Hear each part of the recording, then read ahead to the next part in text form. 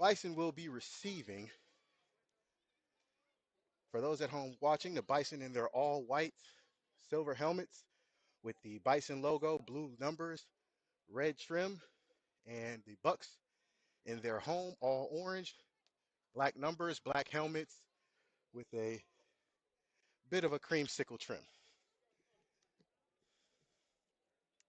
Thank you guys at home for watching, tuning in. We greatly appreciate it. This is our first visit to Withrow High School. There's the opening whistle.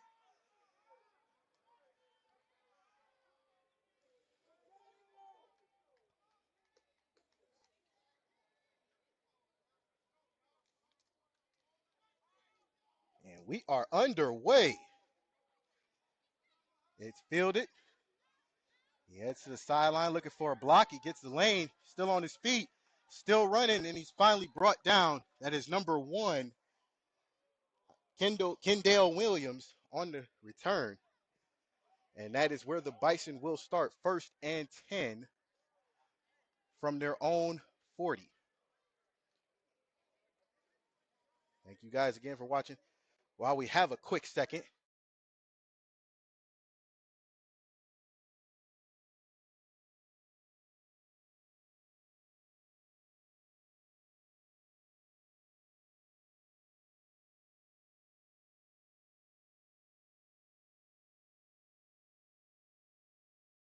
keys to the game in a quick second. 1st and 10. Screen pass is to 0-0. That is, I'm going to assume that's either Keshawn Tunstill or Kavon Anderson. As we got the rosters, they have multiple double-digit numbers and multiple numbers in general. It'll be 2nd and 6. Ball on the 44-yard line.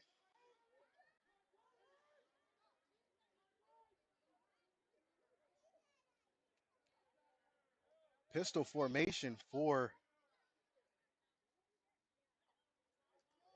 5, hands it off, and he is stuffed by a host of Buccaneer players.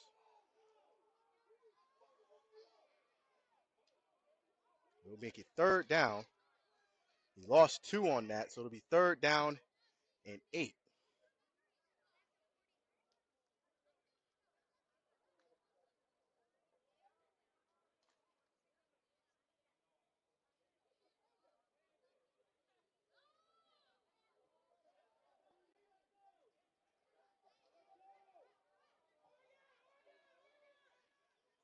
Four wide receiver set with a wing, so empty formation for the Bison. That is number 5, Montrez Williams at quarterback. Trez takes the snap, he throws, he's caught, he's hit immediately, and he's going to be a yard short of the 1st down. Now the Bison have to figure out if they're going to punt or go for it. And being that close to midfield, I would say they're going to go for it.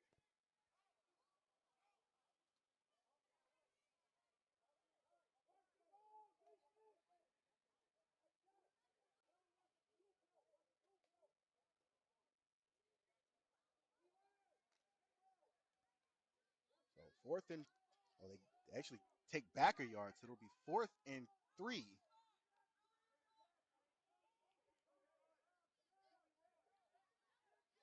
Empty formation for the Bison. Williams in the shotgun. He brings a man in motion, takes the snap, fakes the handoff, goes around the edge. He's still on his feet. He's got the 1st down and more. So 1st down, Bison.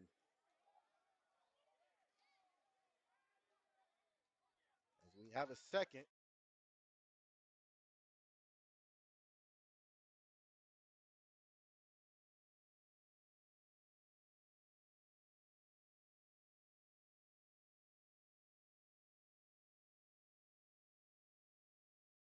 Points in the red zone, 80% of the time you're going to win.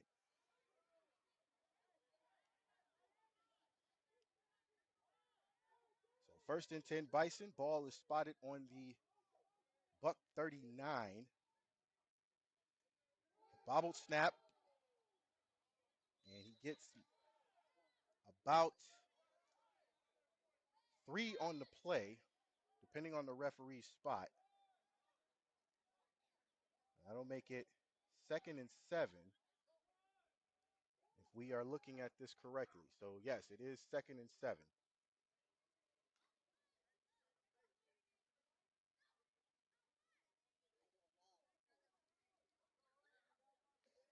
We apologize as we also do not have a scoreboard, so we're going to do the best that we can to keep the scoreboard on our, or the clock on our screen. Trez fakes the handoff. He throws. It's caught to 0-0. He's got some room. Nobody's touched him, and he is in. Touchdown, Bison. Bison draw first blood on their first drive of the game. Trez Williams with a beautiful pass to, again, we're going to figure it out, but I'm going to assume it's either Anderson or Tunstall. But nevertheless, Bison are on the board. Pending the extra point, it'll either be a 7-0 or 6-0 game.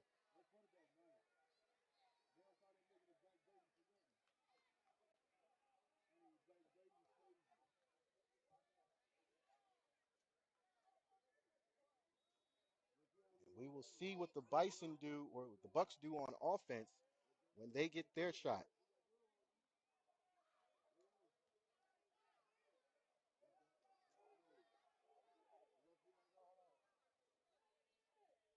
They're going to go for 2. 3 wide receivers with a wing. Hands it off to number 6, and number 6 shakes the tackle.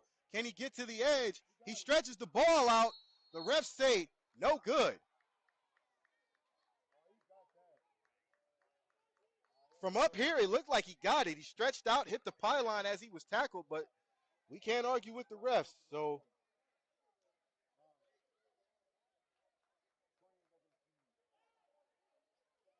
as it stands, it's a 6-0 lead.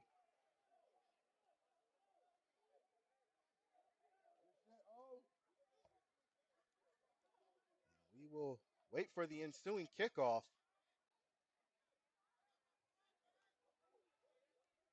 As again, the Bison draw first blood and we're serious about their drive. And that's the biggest momentum you can get, is not stalling on a drive.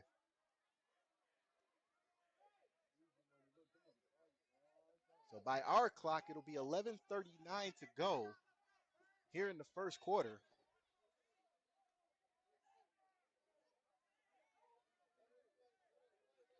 And kicking off looks like it'll be number 84. That is Tony Dewerson. So Dewerson will be kicking off for the Bison.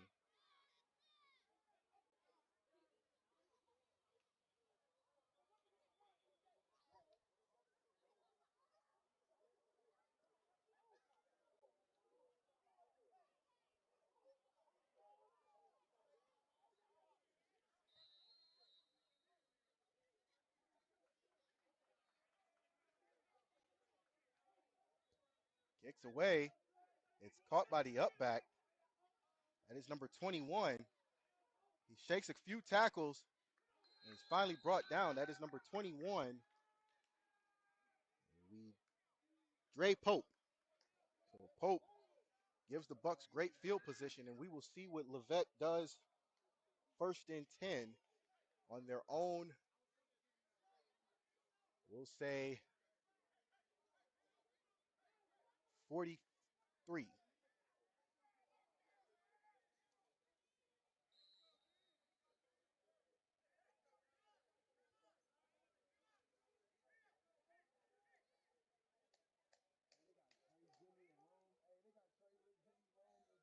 Levette and number 8.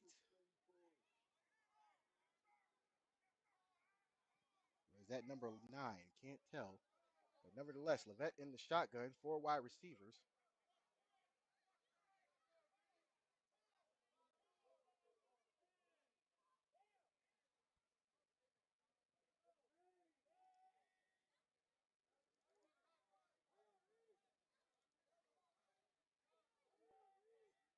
Man in motion. Snaps it, hands it off. He meets a couple of Bison players, and he is stopped.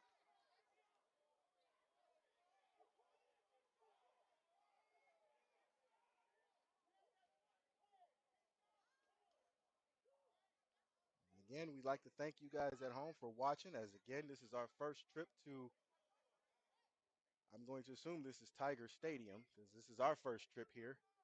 Home of the Withrow High School Tigers. Very powerful Cincinnati team.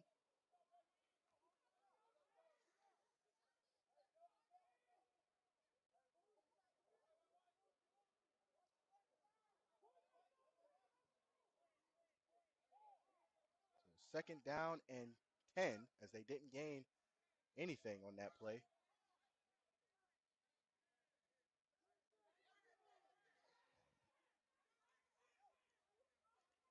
The vet drops back to pass. He looks, he throws. It's caught, and he is off to the races. He just might break it, and he's caught by a shoestring. That is number 19, Dante Jackson, on the catch. So Jackson puts the Bucs in scoring position.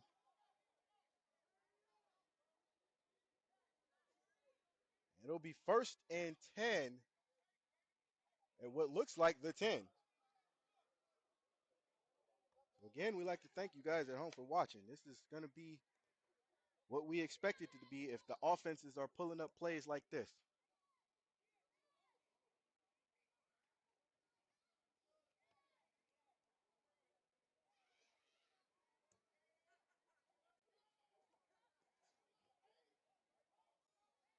So first and 10, or first and goal, rather. We're going to call it a goal line situation.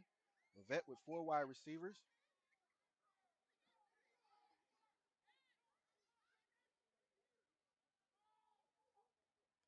The vet takes it.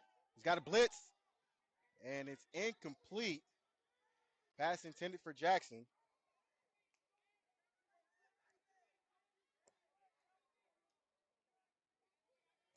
We'll make it second and goal.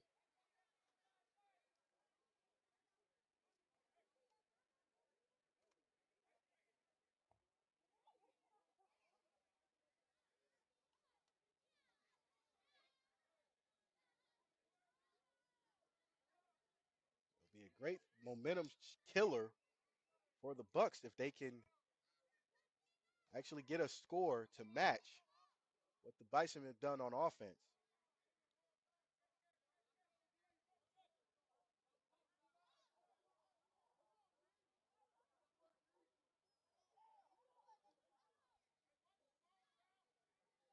That might want to get the playoff according to our clock.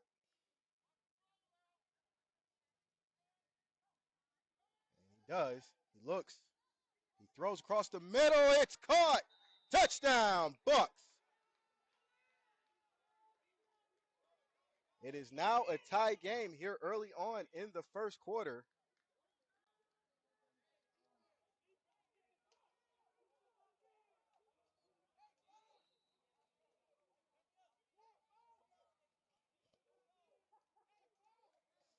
And it looks like the Bucs are going to kick.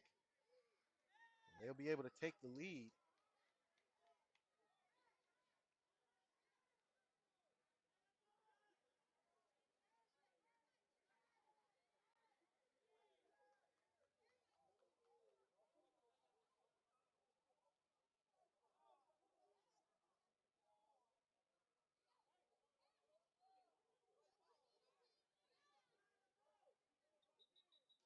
And there is our first flag of the game. It is a delay of game against the Bucs. That'll back them up 5. And we will wait for the re-kick.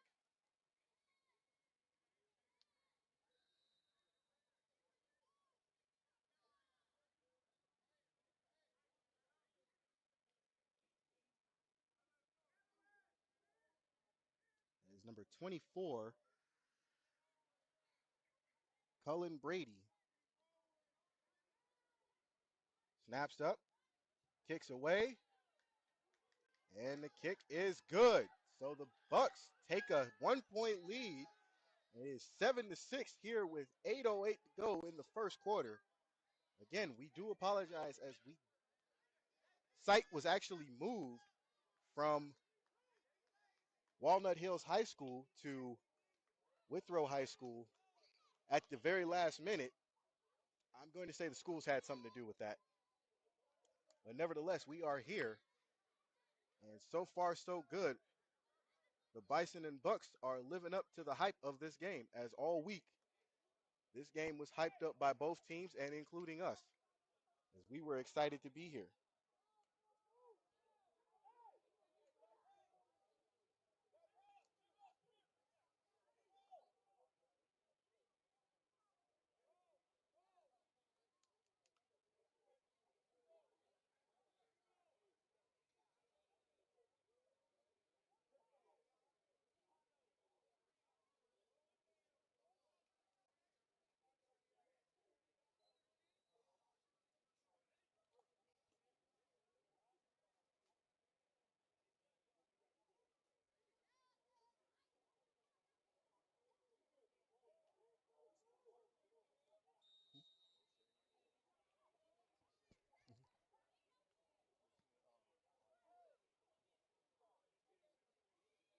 Brady off the kick,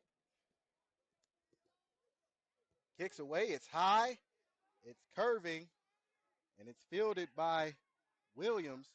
Williams headed to his own sideline, trying to make some room. Gets around the corner, still on his feet, and he's finally pushed out of bounds. And that is where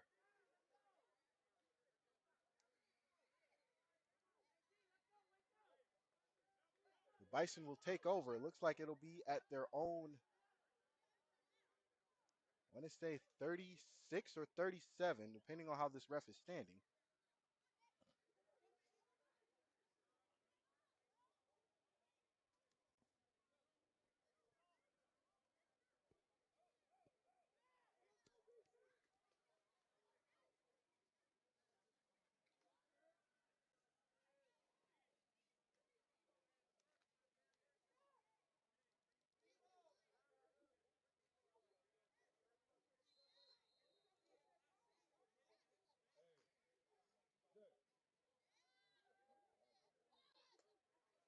First and 10, ball is on the 36.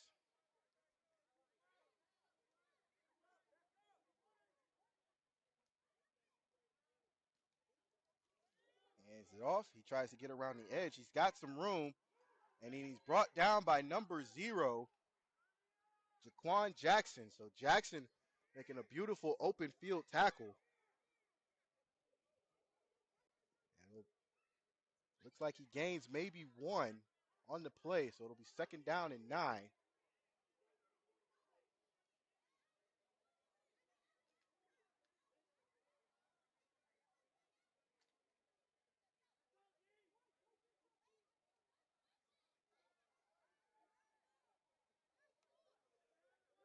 Second and 9, Bison. Inverted pistol formation with the wing. Or inverted shotgun. Sends a man in motion. Hands it off. Tries to get around the edge, and he is met by a host of Buccaneers, including number 13 and number 15. That is Vel Gilbert. And I'm going to assume Michael Collins. So Collins and Gilbert.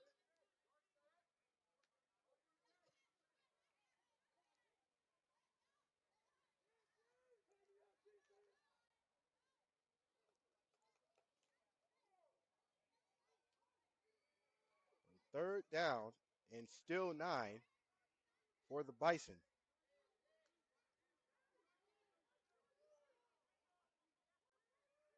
4 wide receiver set, 2 to each side. Williams takes the snap. He drops back to pass. He looks. He throws it short. And it is almost intercepted by number 40, Daniel Ferguson. Would have been an athletic play for Ferguson. And had he stayed on his feet and caught that, he'd been off to the races. But it brings up 4th down. It looks like the Bison are going to punt.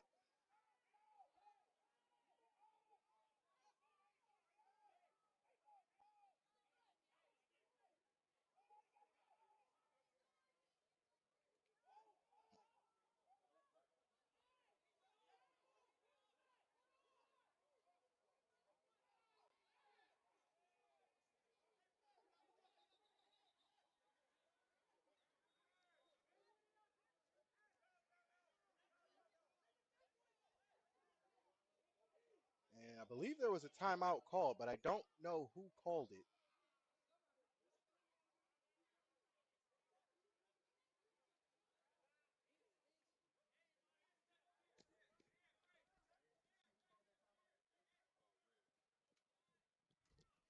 I was told the Bucs called the timeout, so they are down to 2. Bison still with 3.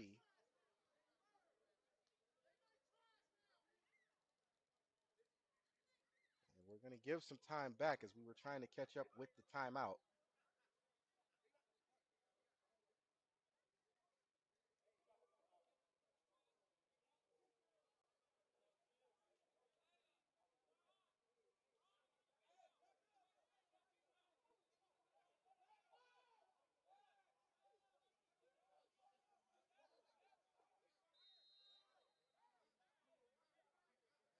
Funny formation for the Bison. And it's away. It's a nice punt. It takes a bounce, and it's fielded. And that was fielded by number 6, Tevin Redmond. And that will be where the Bucs will take over. 1st and 10.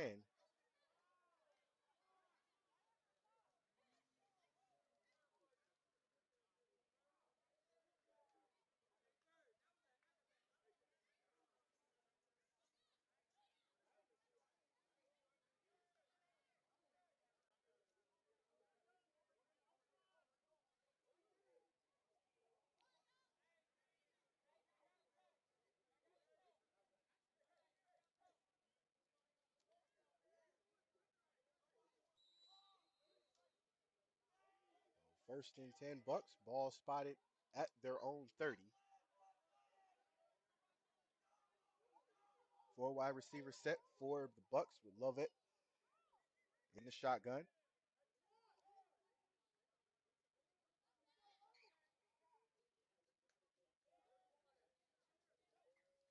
Takes the snap, hands it off. He's got some room. Bowls through a couple tackles and finally brought down after a gain of what looks like 2. So it'll be 2nd down and 8.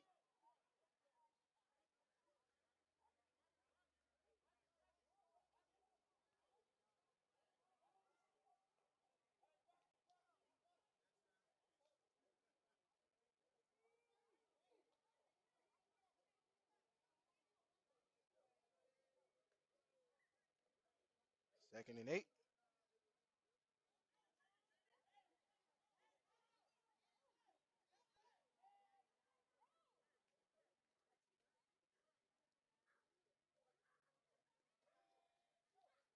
Lovett takes the shotgun. He looks. He throws it short, and it falls incomplete.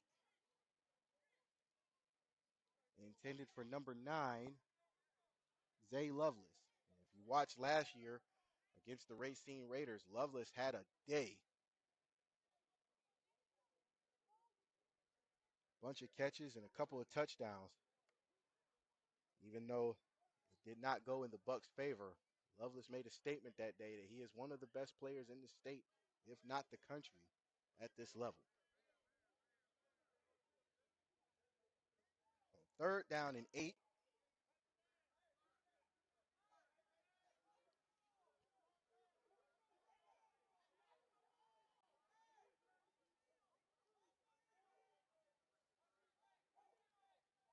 And there is some laundry on the field. It is offsides against the Bison. Back them up 5 and making it a manageable 3rd down and 3.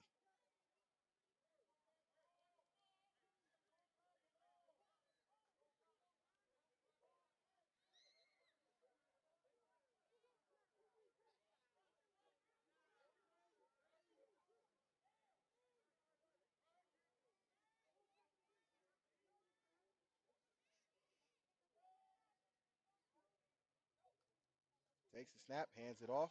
He looks, he throws, and he's caught it. There's nobody to catch him. He is gone. Touchdown, Bucs.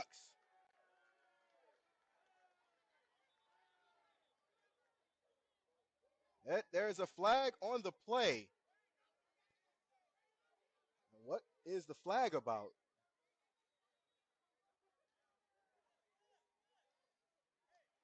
That was number 1, Dre Reap on the catch.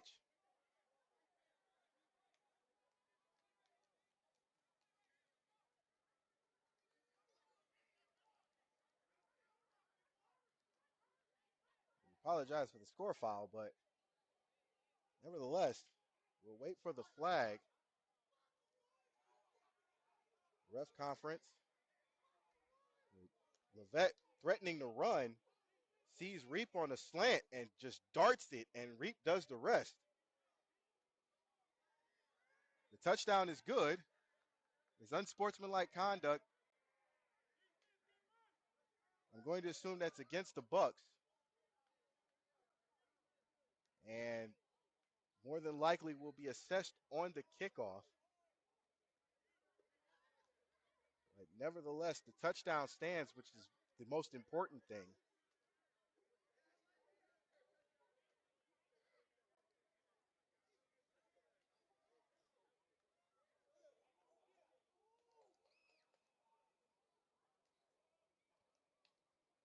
Grady set to kick the extra point.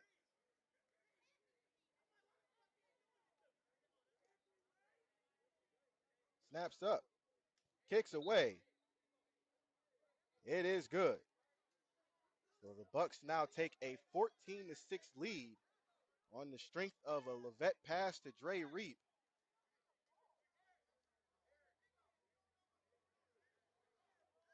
And as of right now, it looks like all of the momentum is on the Bucs side.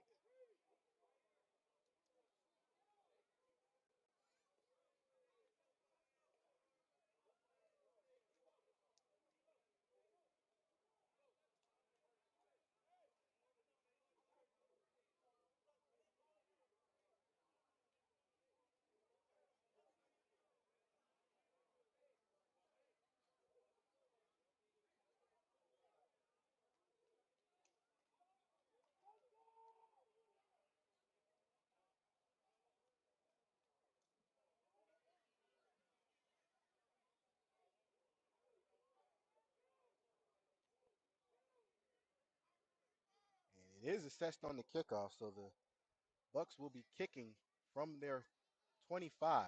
That unsportsmanlike was a 15-yard penalty.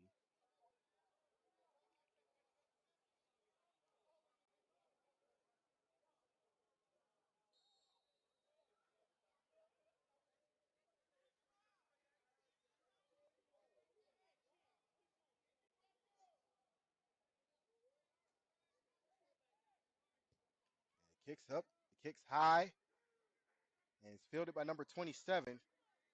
He takes it, tries to get to the sideline. He does, makes a couple moves, goes up the middle, still on his feet, then runs into a couple of Buck players and brought down close to midfield. And number 27 is Keyshawn Torrance.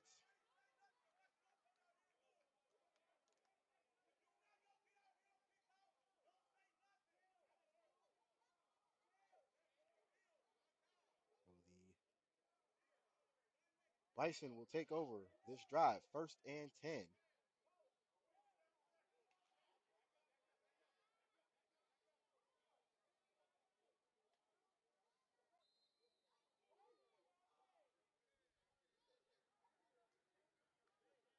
Shotgun formation with a wing for the Bison. Hands it off to number 8. Number 8 gets the steamrolling, people. And he is down, but he gets the first down in between time.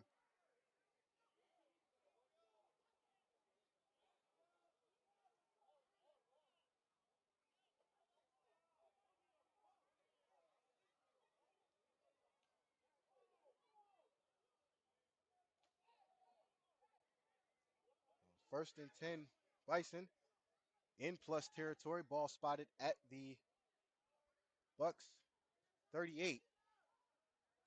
Williams in the shotgun. Takes the snap, hands off, fakes it, and throws it sidearm to number 18. That's their tight end. And he is brought down after a gain of what looks like 7 or 8. And that was number 18, Terrence Booker Jr. And Booker showing himself to be a load, and that will do it for the first quarter. As we finally get the signal, the Bucs take a 14-6 lead into the second quarter. We will switch sides of the field and be right back after this.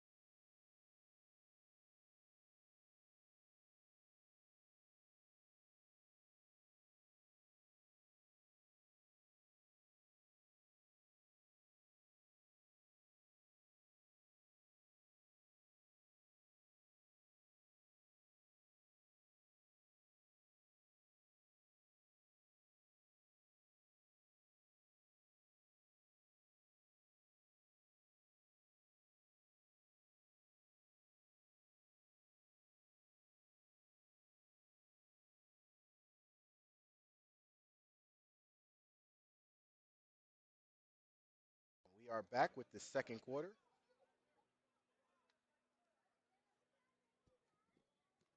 First and 10.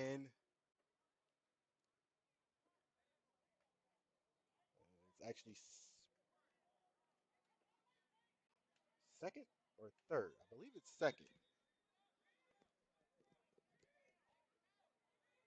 Bucs are leading 14-6 as Coach Les elegantly corrects me. Apparently I said 13 before the quarter was over. But nevertheless, 14-6 Bucs. But the Bison are driving.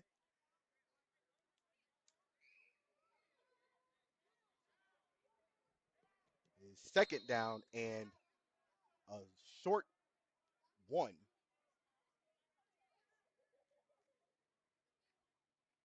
Bison, Williams looks, he throws it deep. He's got a man just out of the reach of number 12. That is Jalen Crenshaw. Again, the Bison roster is loaded as they have multiple of the same number. So if we do get confused, I am going to apologize ahead of time.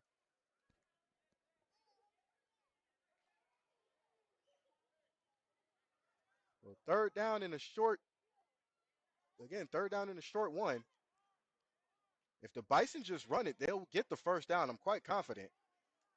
Speaking as a onlooker.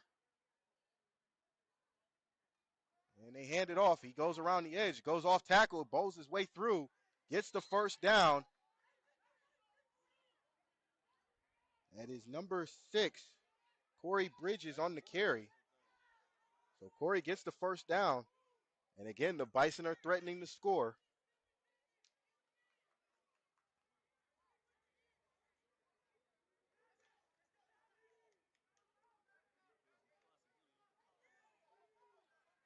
First and 10. Bison can get a first down inside the 10 at the 6. He hands it off, goes through and doesn't get much. He might have lost a couple yards. Or they're going to give him 1, so it's second down. And a timeout called by the Bison, so both teams are down to 2 timeouts. Oh, excuse me. I'll give that timeout back. The Bucs call a timeout, so they're down to 1 now. I'm not sure behind the strategy of calling a timeout so early in the second quarter, as you're probably going to need it as it gets closer to halftime.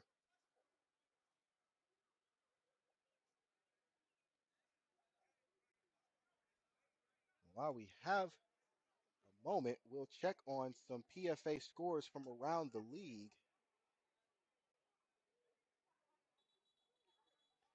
The Ravens are up 21 to nothing.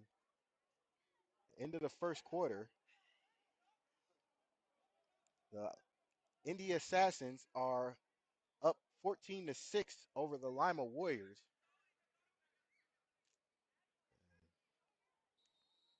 And I believe that's the 2 scores that we have so far.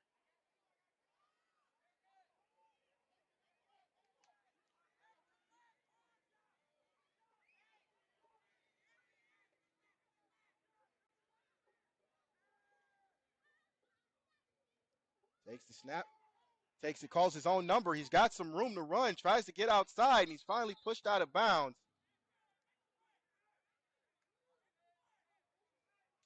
As Williams calls his own number on the fake handoff. And he is close to a first down, so it'll be third down and about 4.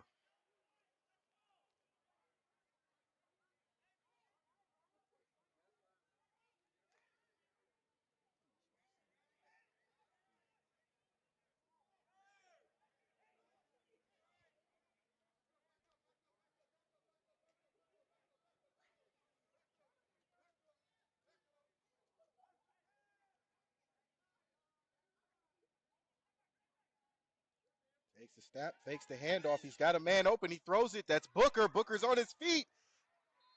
He is in. Touchdown, Bison. Great play call by the Bison, as it is looking like both quarterbacks are going to cause problems for each other's defense, as Williams and Lovett are good with their feet. And it is now a 2-point game pending the extra point with 13:07 left to go before halftime. And it looks like, again, the Bison are going to go for 2.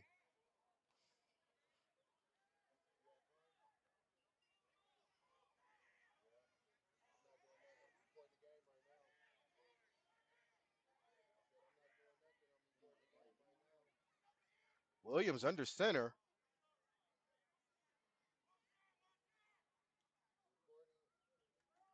Takes the handoff. He's got one open. He takes it. He could have thrown it. He does throw it. And it's no good. Williams waited to throw the pass. He had the guy wide open. That is number 82. So I apologize. That is 82. Dominic Bentley. He had Bentley wide open as soon as he faked the handoff, but he didn't throw it. And that actually cost him 2 points. Could have been a tie game, but as it stands, the Bucs still lead 14-12.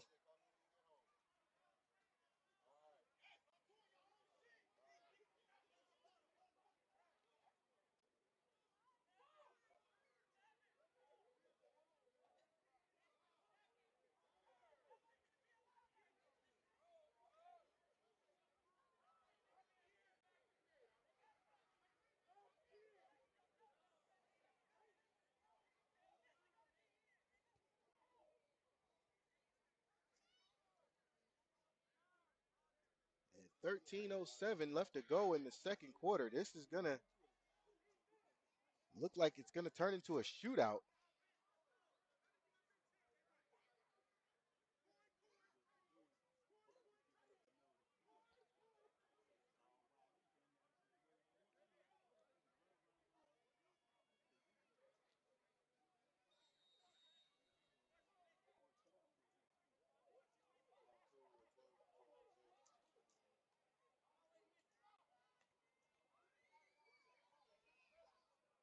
Kicks away. It's a squibber. It's touched. And the Bison recover.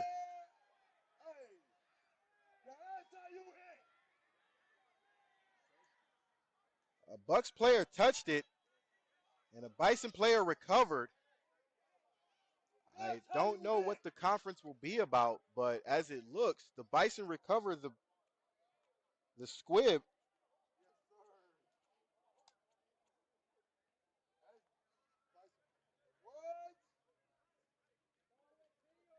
I don't know.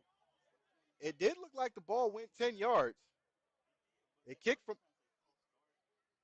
from the 40. Well, there is a flag, so we don't know what the flag was about. We will wait to see. So the Bison were offside, so a missed opportunity on the Bison's behalf, and it now is a re-kick as of an offside, as a result of an offside. Excuse me.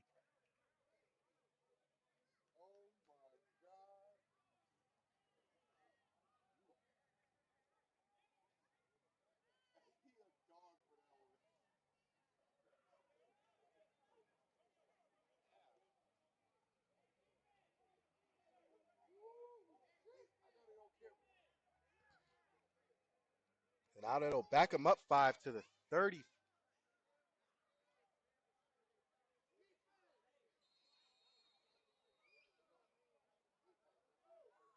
Bison will re-kick. Kicks away. It's fielded by number 21. 21 tries to find a way to get around, and he's brought down.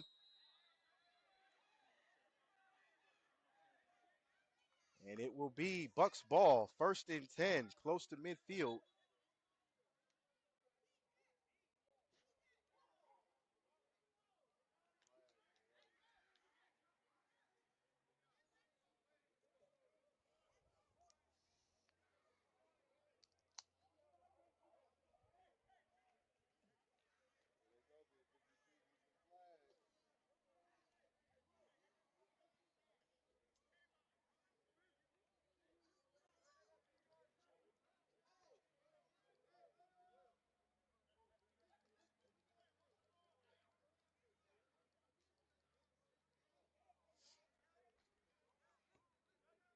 And Bucs will come out 1st and 10. Ball will be spotted on the Buck 44 or 43, depending on where the head ref is actually standing.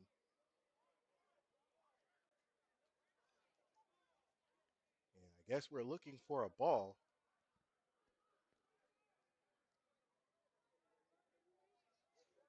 Again, we apologize as there is no scoreboard because we have moved sites on the last fly. And we are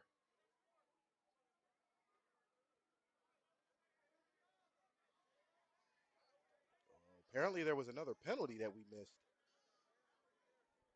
And it obviously was against the Bison as now that's a good more than 15 yards. It might have been an unsportsmanlike at some point. That's the only reason you moved that far up. It'll be 1st and 10 Bucs. Bucs starting their drive in great field position. Let's see if they capitalize.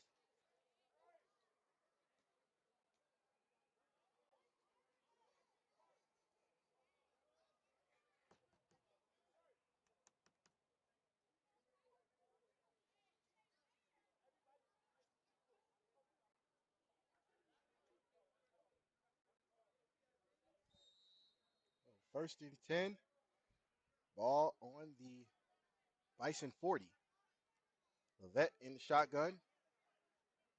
Single back, 4 wide receivers.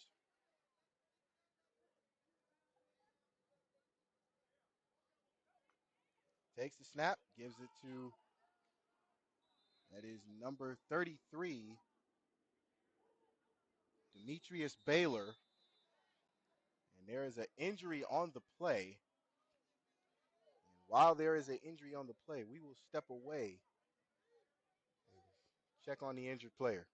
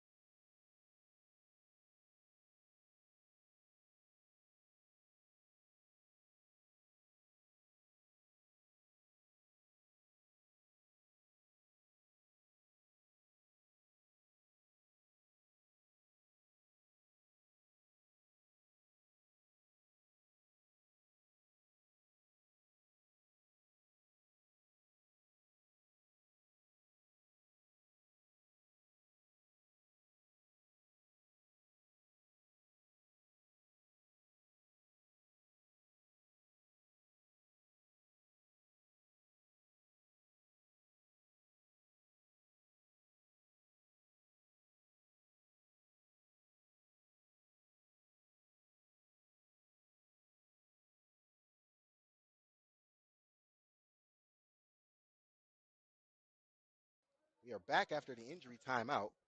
Player got up on his own power. That's a good thing. So second down and 7.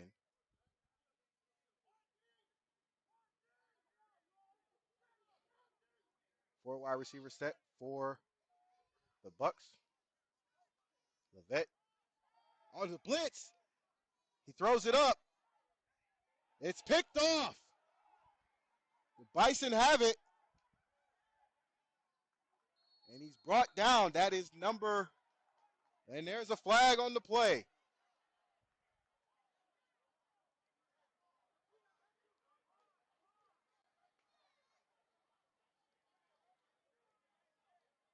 And there is our first turnover of the game, and there is a scuffle on the Bison sideline. Hopefully they get it cleared up.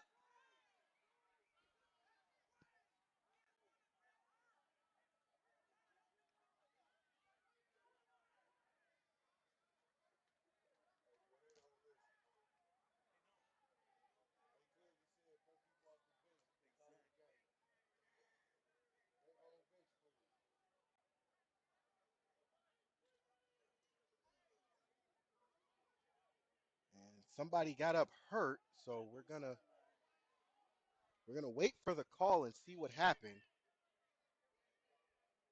But there is a flag that was thrown after the interception.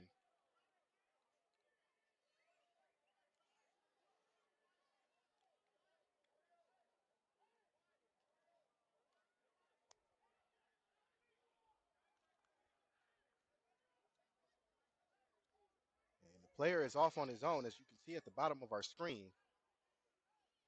So that's a good thing. And now we are waiting to see what the flag is and what is going to be done about the scuffle on the Bison sideline.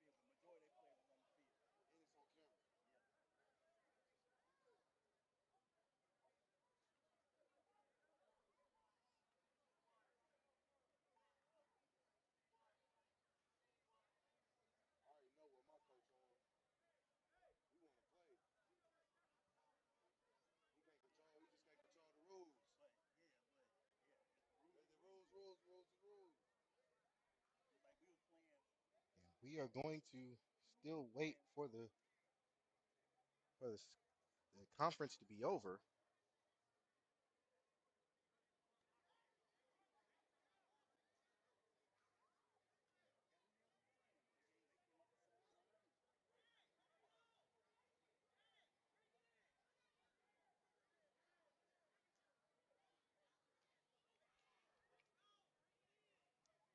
And the refs have talked with both coaches, and we will see what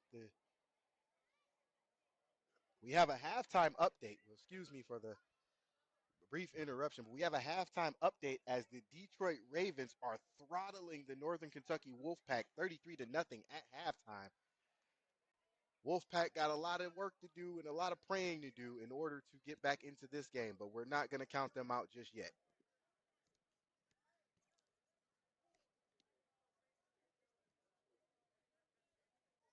So that's the first update we have here tonight. That is a halftime score. Oh, we had some other halftime scores that just came in.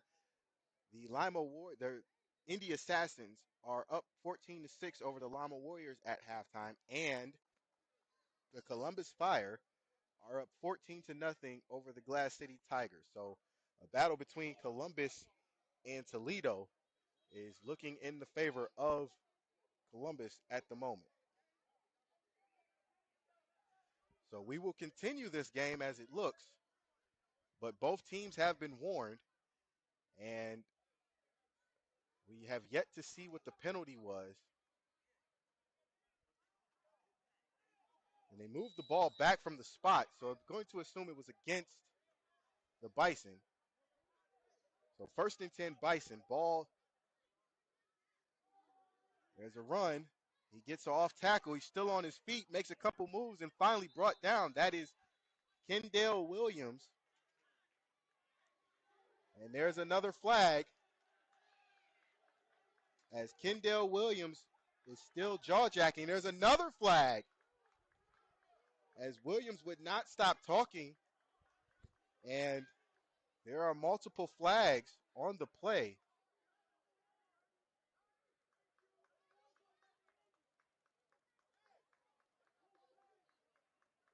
And we will wait to see what the calls are. But I am going to assume it was a great run by Williams, but I'm going to assume this is all on the Bison. And the Bison are going to be backed up into the shadow of their own end zone as the way things are going.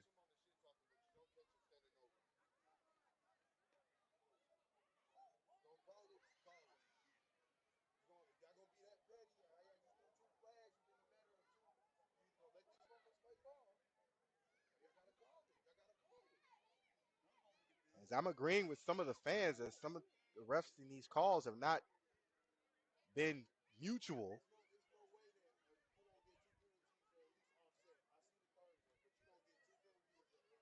But nevertheless, the refs are going to call what they call, so I can't argue as I'm here up on the booth. So we will see what the refs officially call.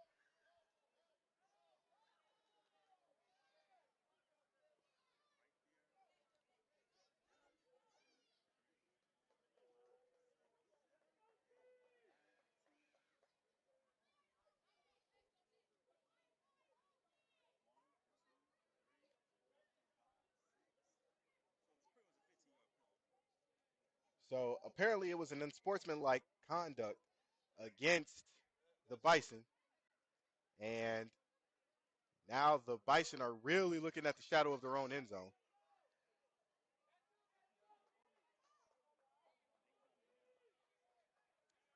So we'll replay it down, and it's 1st and forever. Ball is spotted.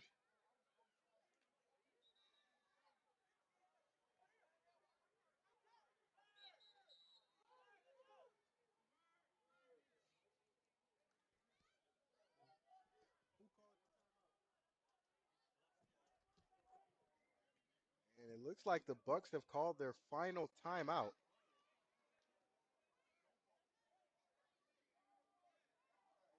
And if that does go against the Bucs, that will be their final timeout. So we will step away with the timeout and be right back.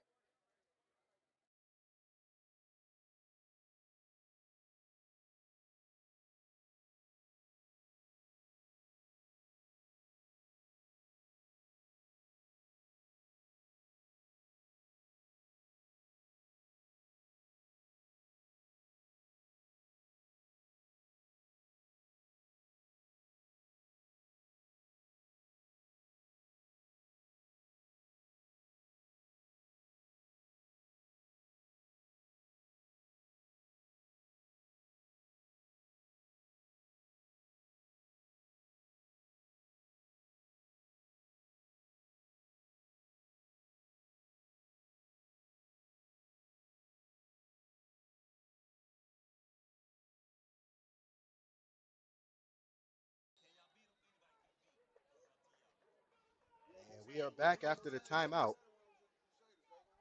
So 1st and 10. Well, actually, it's like 1st and 30. That's an NFL blitz 1st and 30. And there's another flag. A false start against the Bison. As one of the Bison linemen moved prematurely. And now it's really 1st and forever.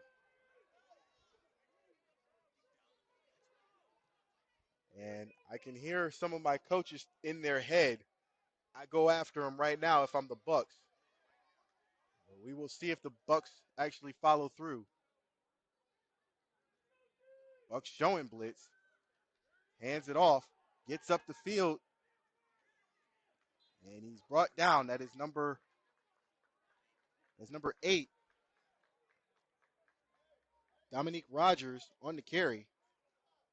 It'll be second. He might have got a yard. It's still second in a country mile.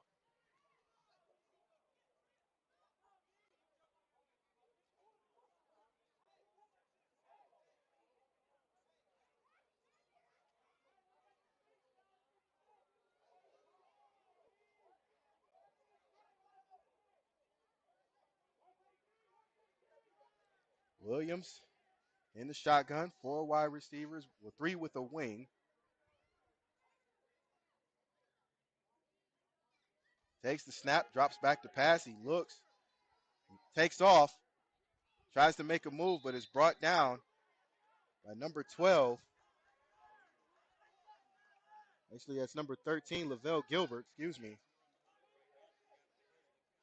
Actually, well, it might be number 17, Jalen Eagleman. So Eagleman stopping Williams from doing anything.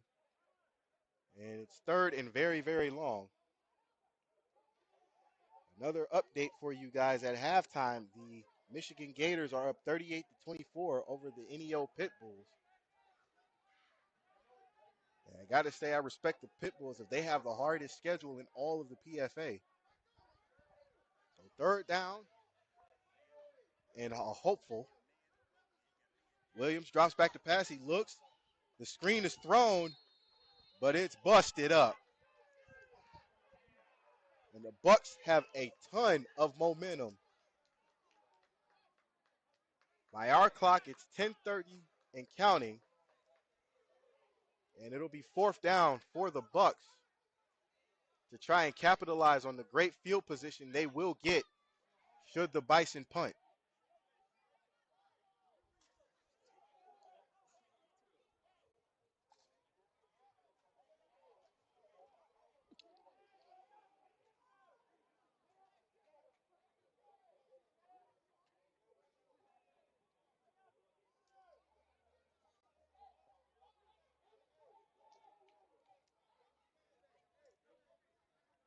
Two returners back for the Bucs.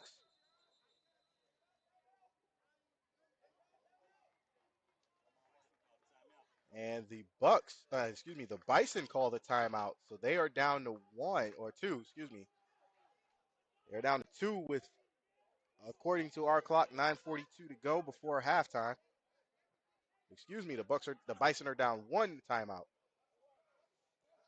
I appreciate the people that are here with me, getting me through this, as again, we do not have a clock on the stadium.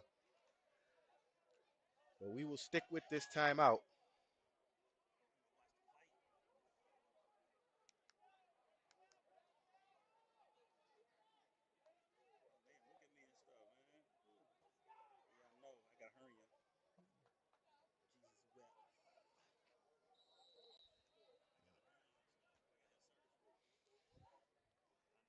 We are back after the timeout.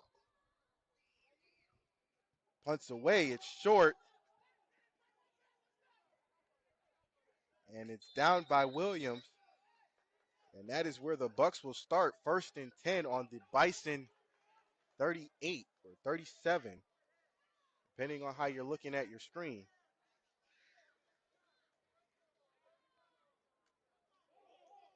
And the Bison will have to play some serious defense.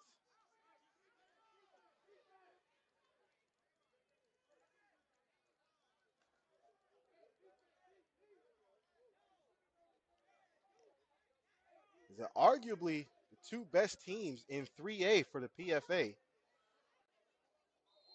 As you can see, this is everything we expected it to be. Big plays on both sides for both teams.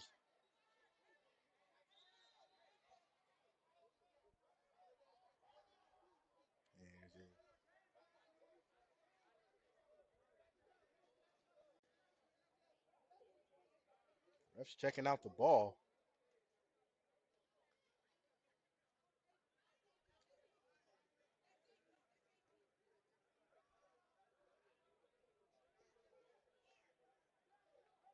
Again, Bucs out of timeouts. Bison down to 1.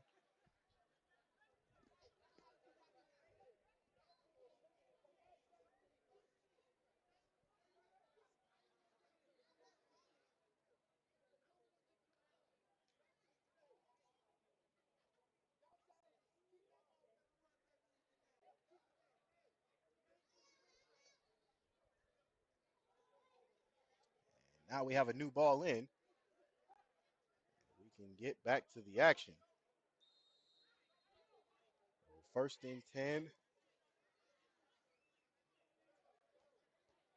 Let in the shotgun.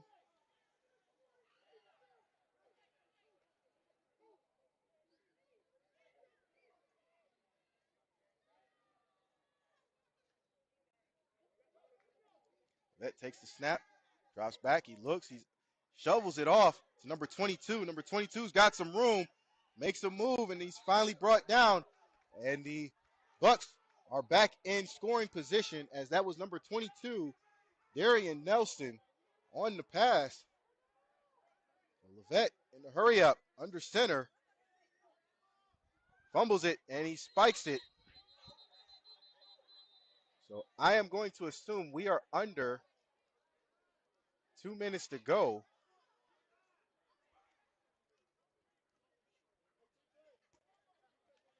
But I am going to apologize as we do not know how much time is on the clock. So we're going to say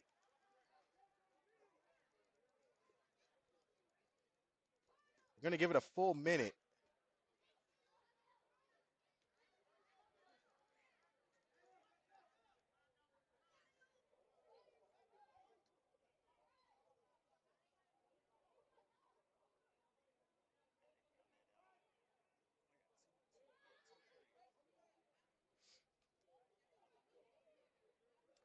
But again, the Bucs are driving. There's a ref conference, but we don't know for what. There was a flag thrown. And it is against the Bucs. Looks like it's going to be a false start or intentional grounding. As he did bobble the snap and then spiked it. It has to be a clean motion.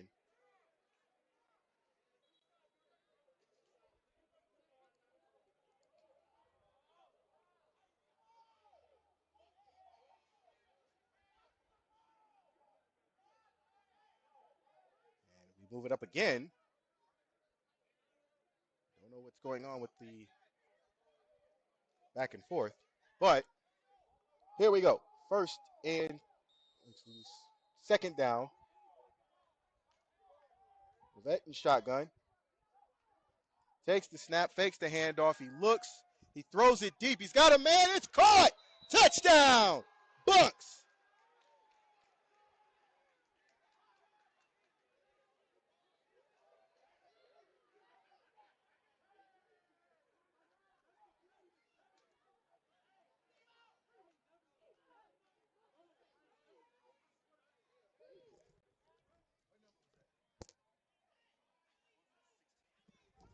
That was caught by number 16. Caught by number 16, Devin Coleman.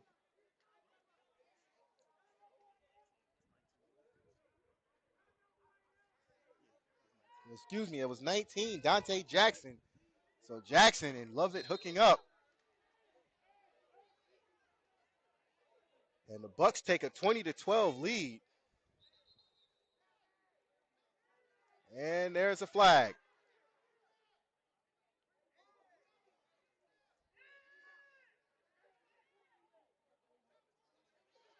Delay a game against the Bucs.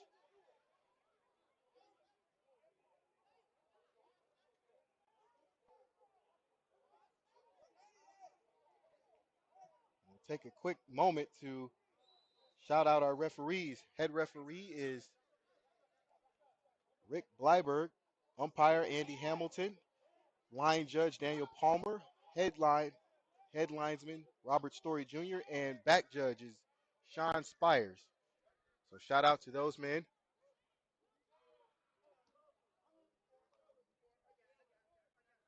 Snaps up, bobble snap, and he just falls on it. And the extra point is no good. But nevertheless, it is a 20-12 lead for the Bucs.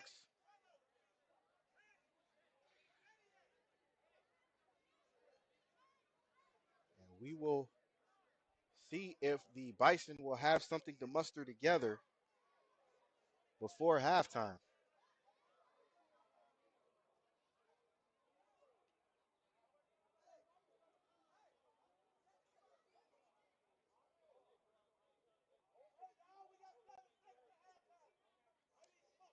I just was informed through a shout that there is 7 seconds before halftime. So we will put our clock to match theirs.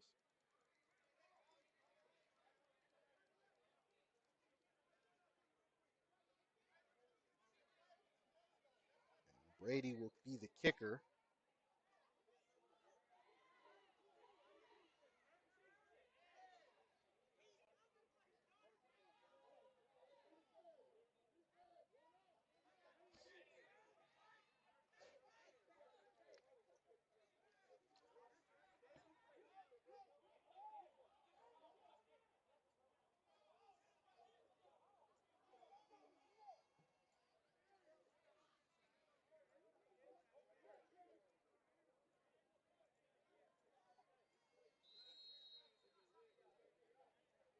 Brady set the kick.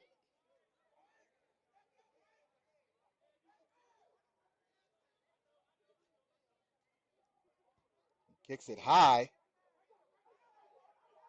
It's caught by number 12.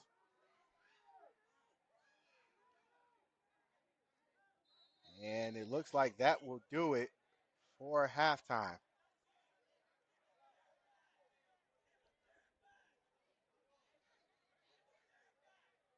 Actually, they're going to give him a second.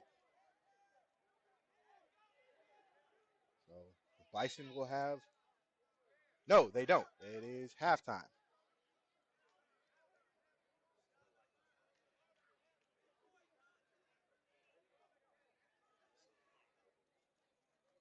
And there was a stretch of lightning that was shown.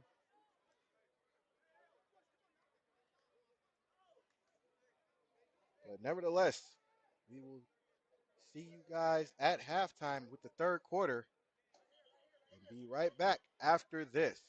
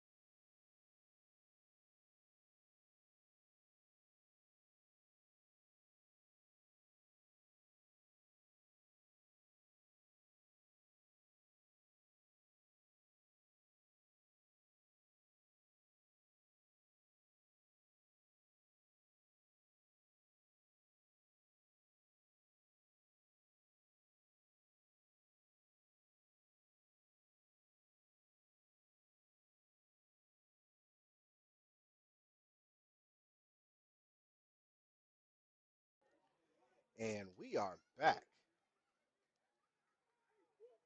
Bucs are still leading 20-12. It'll be the start of the third quarter very, very soon. But while we have the moment, let's take a look at some halftime scores. The Detroit Ravens were winning 33-0 over the Northern Kentucky Wolfpack.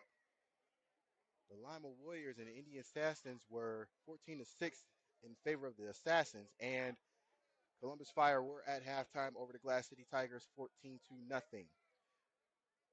Michigan Gators over the Indio Pit Bulls 38-24 at halftime. And then we have a final from Indianapolis, or Indiana, excuse me.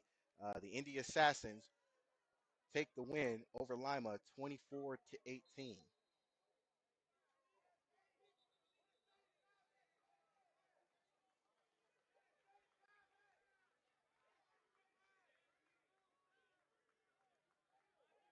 I'd like to thank you guys again for tuning in. Mel Thorpe on the call. Bison started the game with the ball, so the Bucs will end up receiving and taking the first drive of the second half.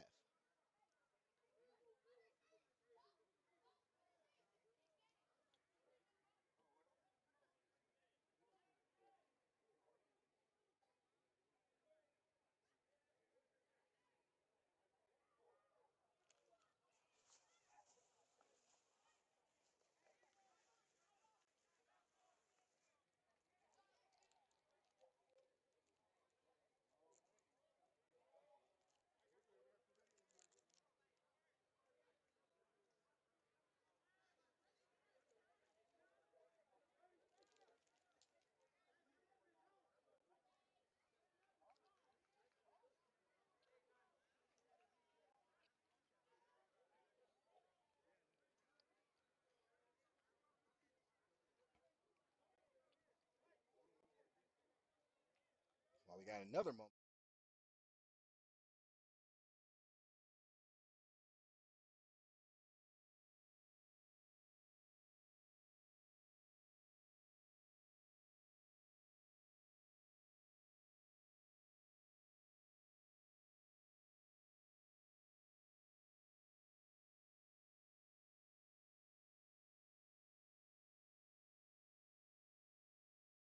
Two and three. And there's the kickoff. And that was returned by looks like number 9, Zay Lovelace. Lovelace doesn't get much, but that is where the Bucs will start. First and 10, looks like at their own 17-yard line.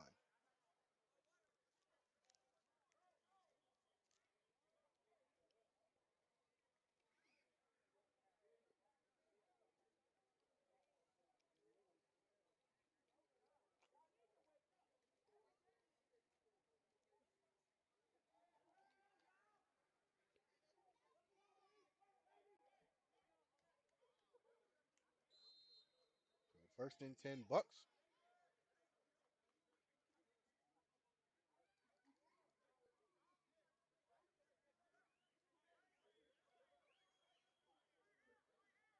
Vet in the shotgun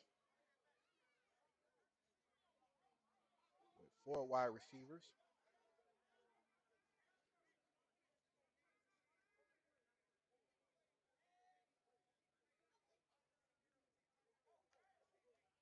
Takes the snap, pitches it.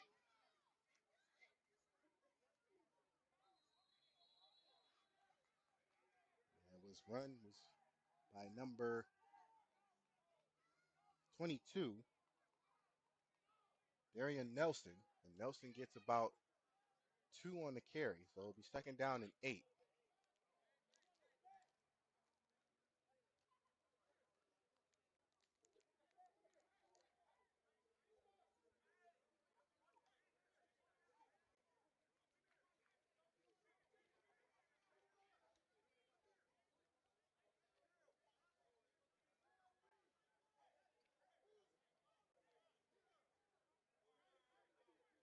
Shotgun formation again for the Bucs. 4 wide receivers, 3 to the near side.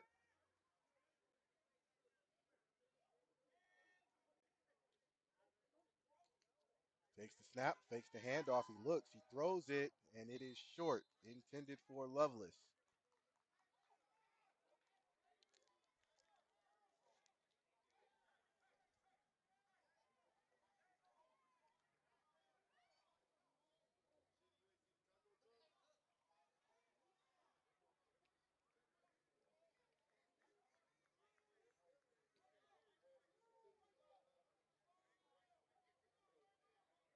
Gonna make it 3rd down and 8.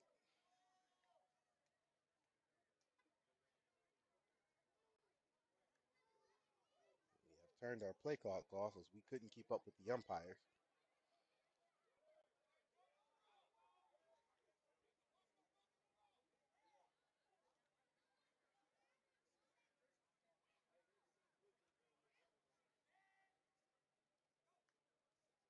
Lovett drops back to pass. He looks, he throws it short, almost intercepted by number 31,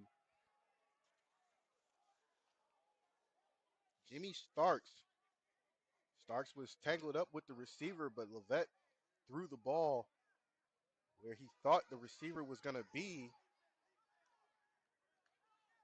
And now it's 4th down. And we'll see if the Bucs are going to go for it or punt.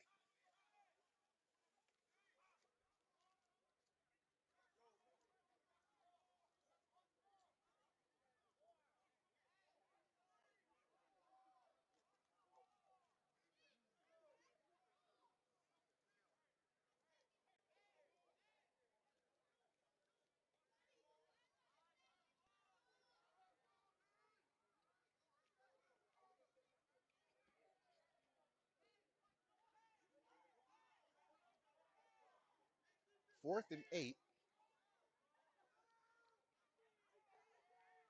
4 wide receivers, 2 on each side. Lovett takes it. It's a pooch punt. Takes a bounce and then heads out of bounds. And the refs will spot it at the Bucs 40. And that's where the Bison will take over. 1st and 10.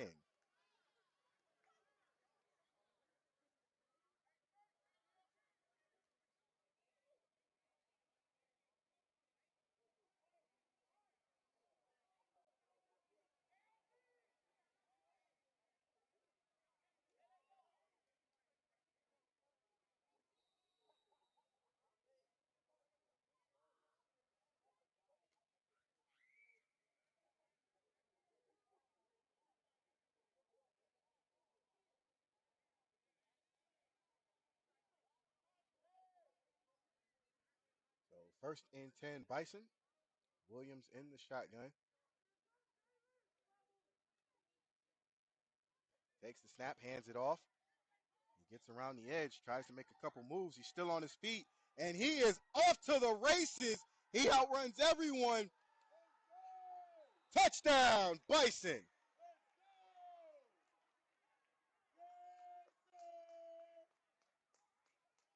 And just like that, it is a 2-point game.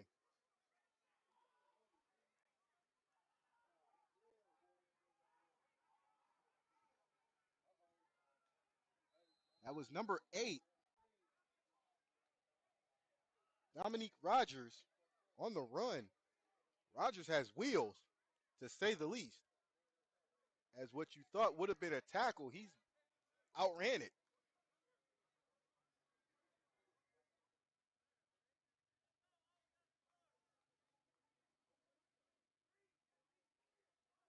Now the Bison will go for 2, but hopefully this turns into a successful conversion. Williams drops back to pass. He looks, he's under pressure. He runs out of it. He throws, and it's no good. So it remains a 2-point game in favor of the Bucs. 20-18 here with 11:46 to go by our clock in the 3rd quarter.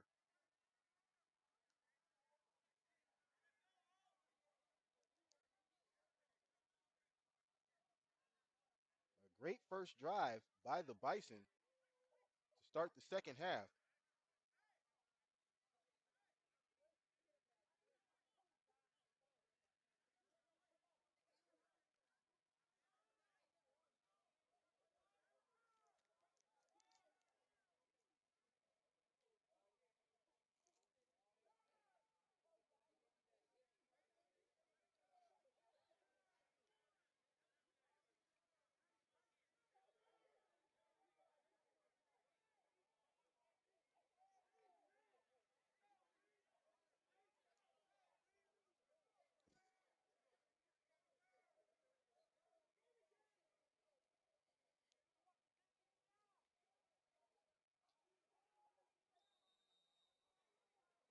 There's the whistle. Kicks away. And it looks like it is going to go out of bounds. And that will be an illegal procedure against the Bison. And the Bucs will take over with decent field position.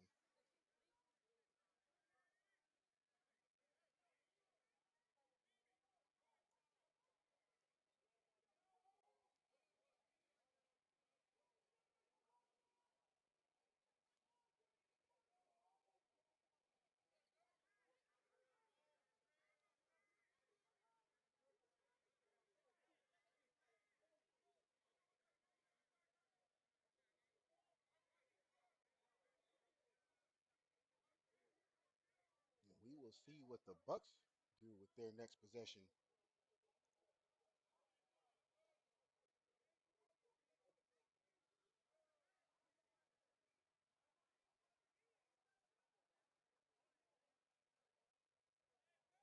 First and 10 Bucs. Ball spotted on the Buck 35.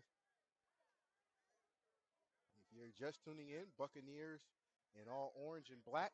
Black numbers, orange trim. Bison in all white, blue numbers, red trim, silver helmets.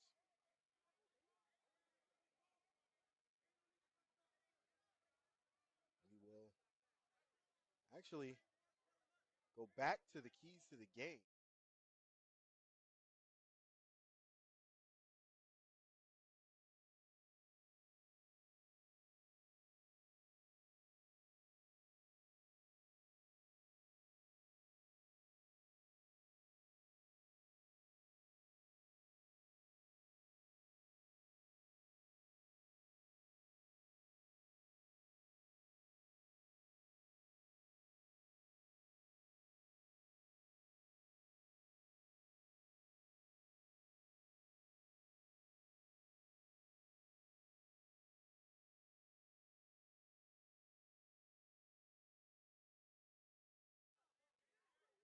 Now it's a matter of who wants it more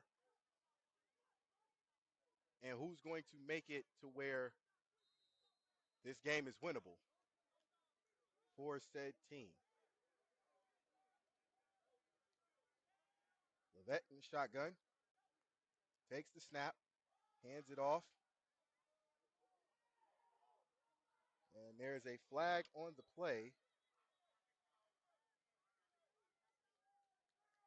And we will see what the call is.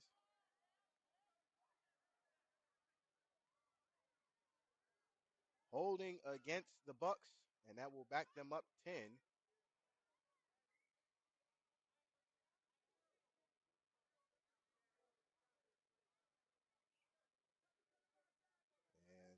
we will replay first down.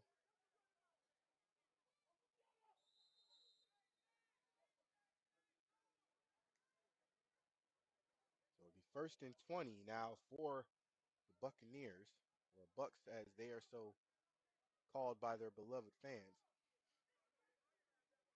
Again, the score is 20 to 18. Bucs lead by 2.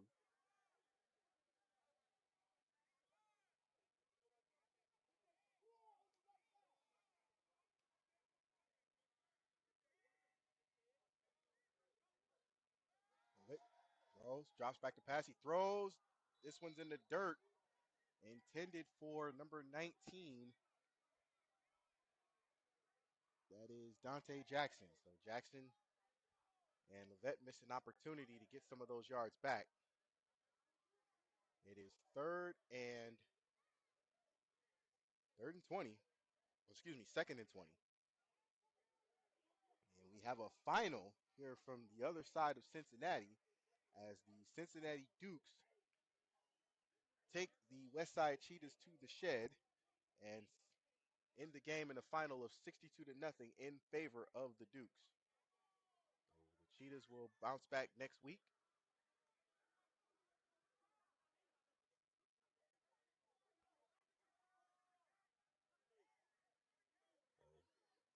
Second down and 20. Vet in the shotgun, 4 wide receivers. And he throws it. It's a free play. It's picked off. It's going to be, he steps out of bounds. But again, there is a flag on the play, and it looked like it might be offsides against the Bison, excuse me.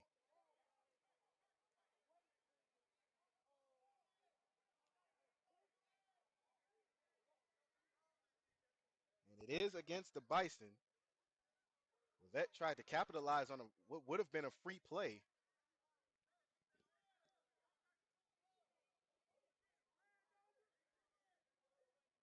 And that will back the Bison up 5, so it'll be second and 15.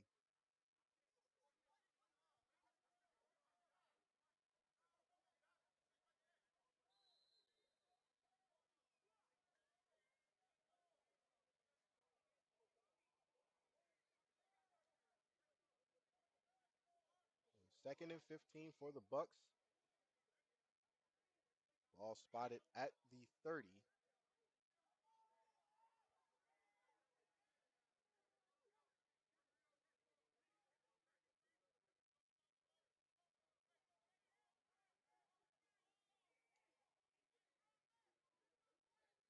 Vet might want to hurry up and snap the ball.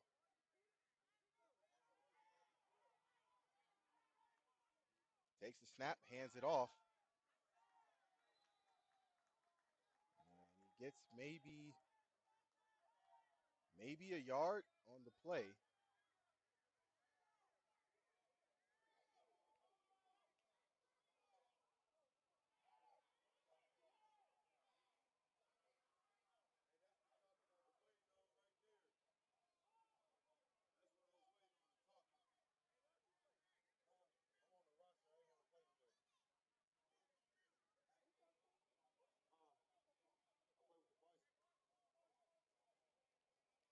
And we have another final from Detroit as the Ravens destroy the Wolfpack 55 to nothing. And that is another team that will bounce back. The Wolfpack. We hope that they will learn from this and bounce back next week just like the Cheetahs. Third down. Levette drops back to pass. He throws. And it is oh, we thought it was an interception, but the ref calls it incomplete as it hit the ground. But there is a conference between the coach and the ref. I don't know if it's going to change anything. And there's a flag.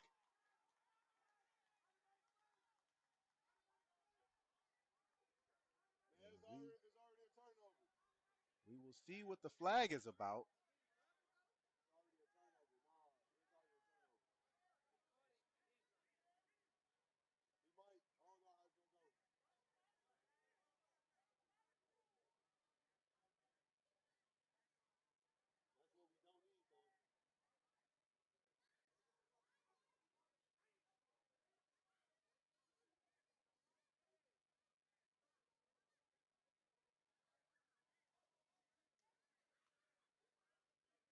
It's incomplete pass.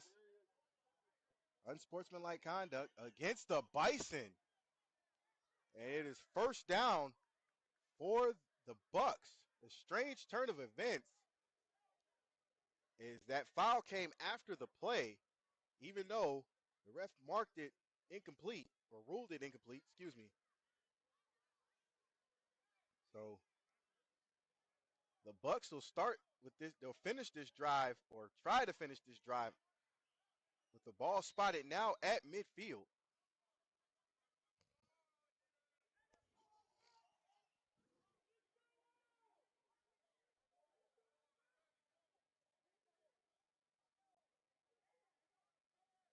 So First and 10 Bucs. Ball at midfield.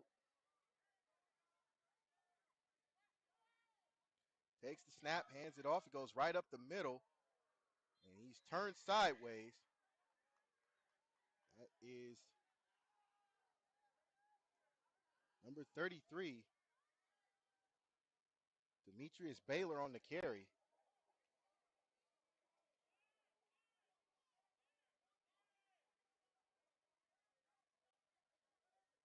Make it 2nd down and 9 as he only got 1 on the play.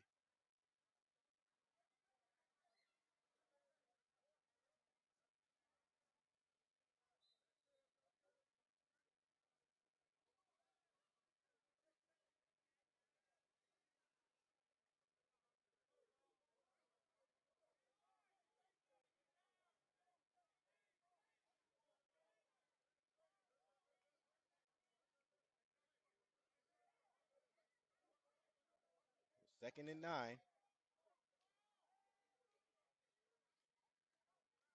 Levet takes the snap. He looks for the option. There's a flag on the play. Levet close to or possibly has a first down, but there is a flag on the play.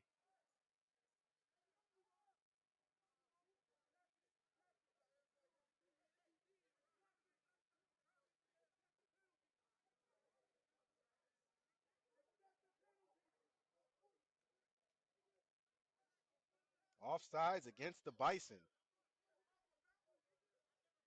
I think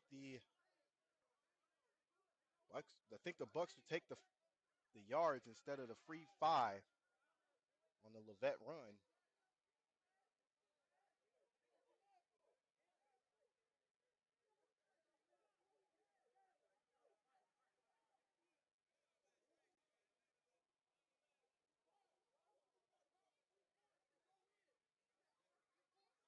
As nightfall has finally set in on us.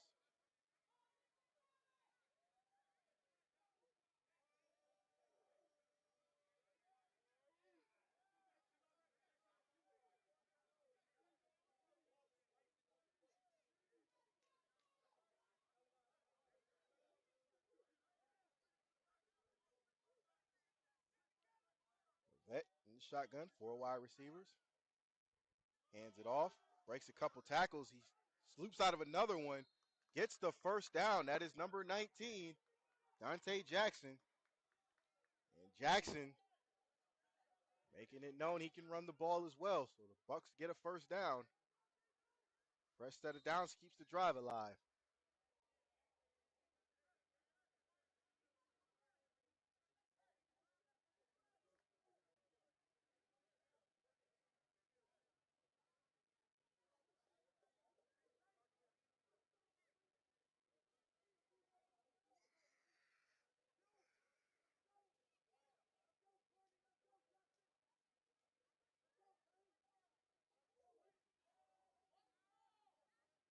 First and 10.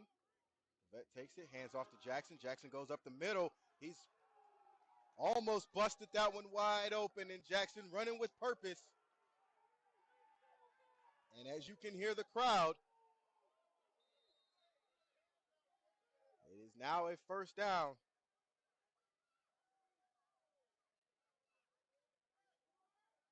Bucs are inside the 30.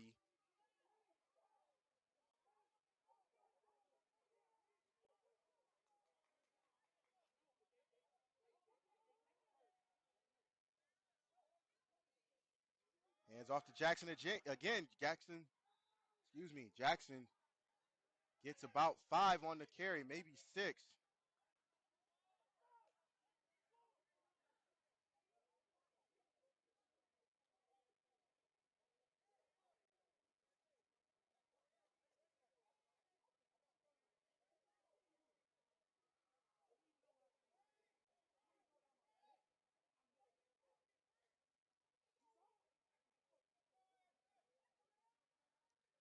So it'll be 2nd and 5. They give him 5, so 2nd and 5.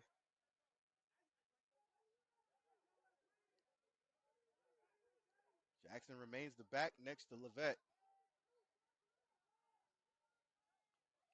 Takes it, hands it off to Jackson. Jackson looking for some room, fumbles the ball. It's picked up. by a big man, and he is off to the races. He's got a convoy. Can he finish it? And he does. Touchdown, Bison.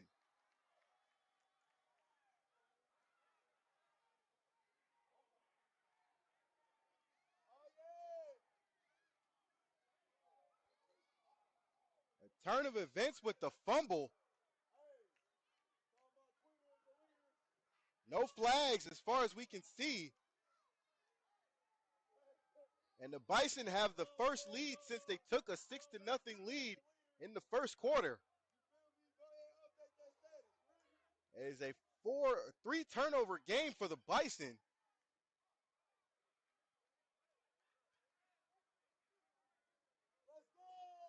Two fumble recoveries. One ends up a touchdown. As the Bucs were driving, you talk about a drive killer.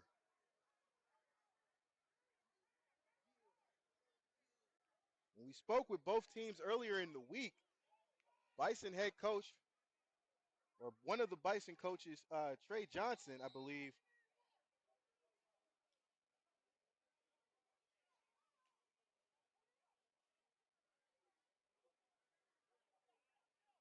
no, excuse me, it was Trey Taylor. I apologize, coach.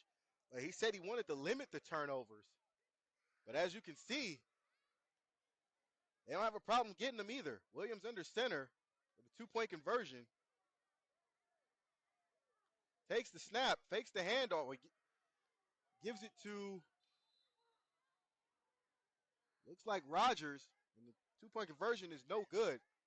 So it remains a 4-point game in favor now of the Bison.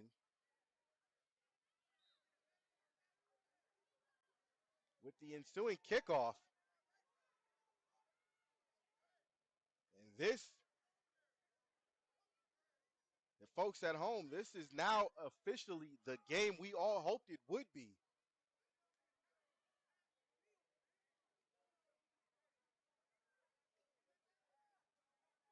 It is definitely living up to the game of the week in our eyes.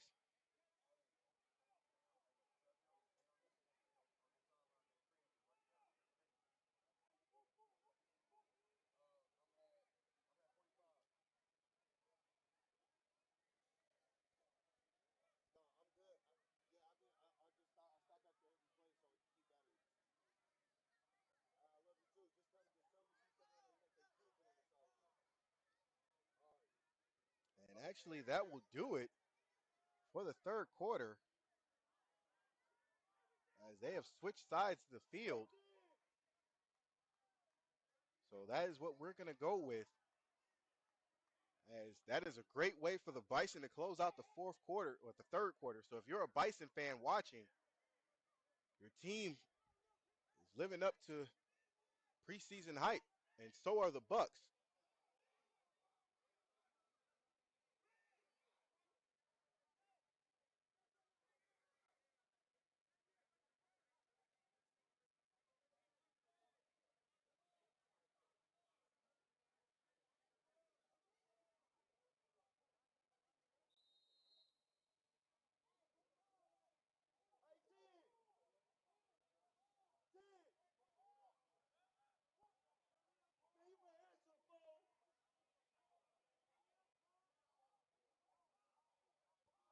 Kicks a squibber. And it is a flag as it rolled out of bounds. And it looks like it'll be a legal procedure against the Bison. I don't believe the Bison have a true kicker, but we will give number 84, Tony Dewerson, his flowers for being the kicker today.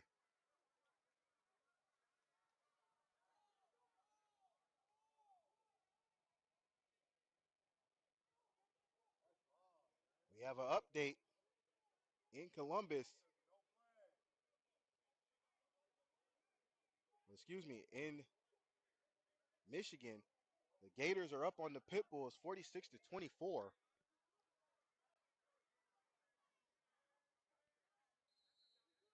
Ball will be spotted at the 30 or the 45 for the Bucs to start this fourth quarter. Yeah, the Gators are up 46 to 24, 12:48 left in the fourth quarter.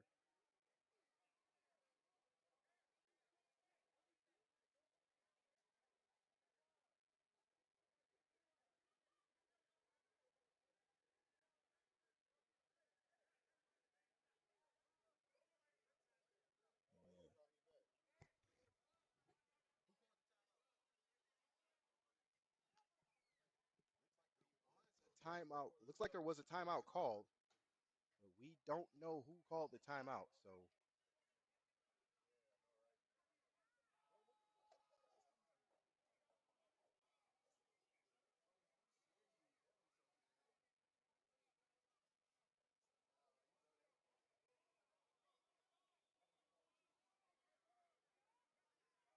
again, 24 to 20 Bison, but the Bucs have the ball.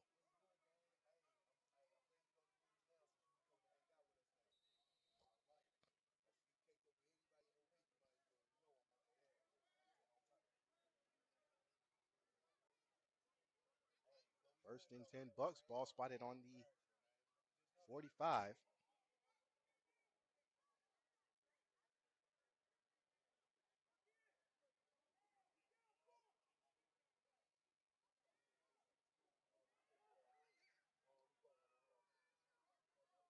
Vet looks, throws, it's caught.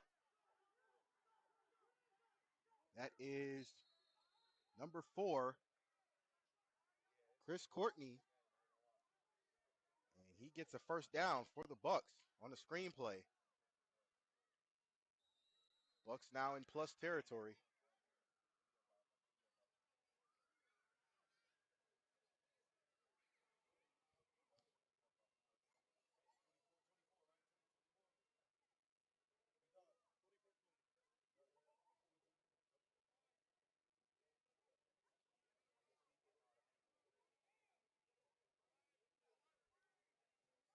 First and 10. Lovelace goes in motion, hands it off.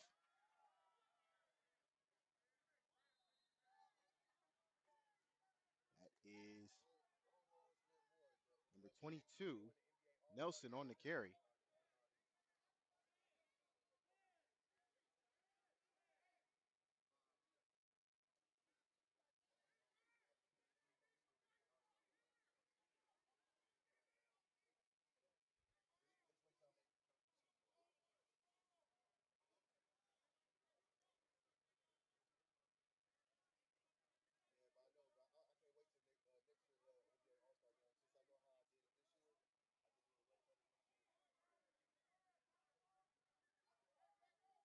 Second and 9 for the Bucs.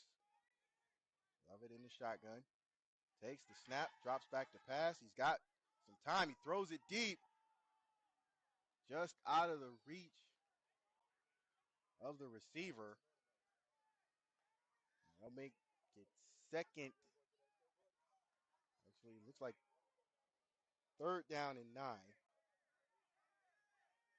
Actually, 8. Got 2 on that carry.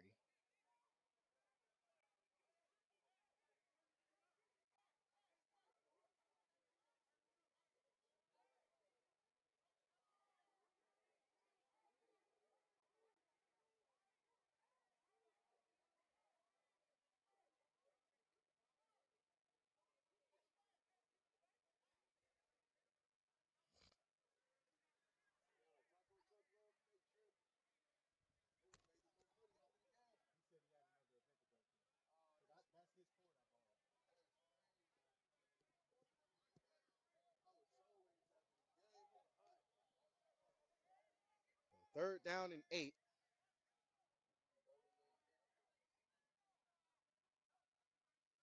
That takes it in the shotgun. He looks, he throws. It was knocked away at the line, or tipped at the line. And that'll bring up fourth down.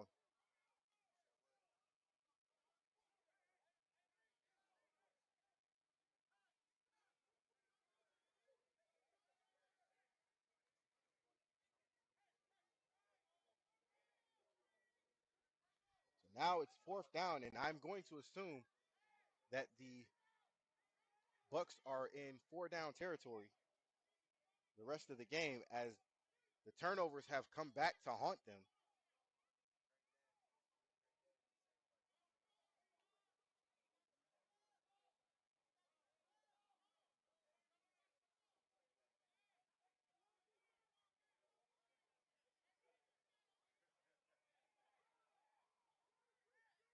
Fourth and 8.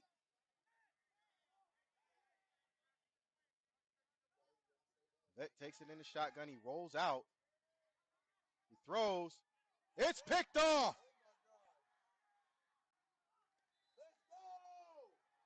That was number 00.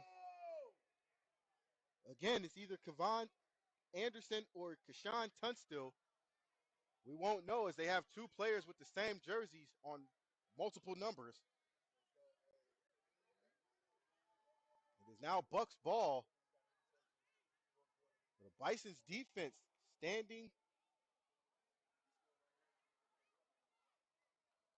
tall.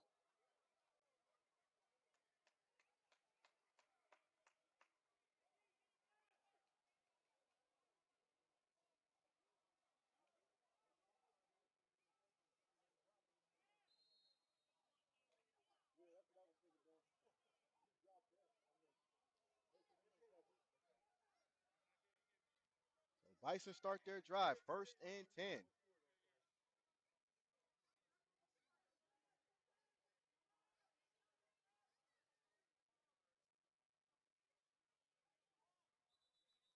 Flag on the play. Looks like it is a false start against the Bison. That'll back the Bison up 5.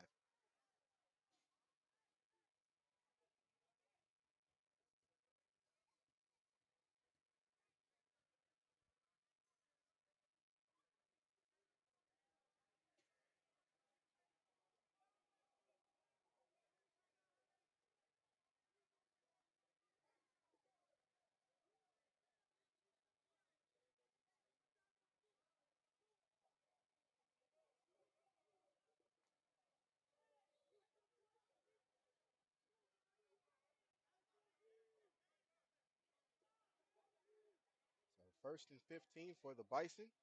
Williams in the shotgun. Takes the snap. Fakes the handoff. He's calling his own number. Booker catches it. He's hit out of bounds.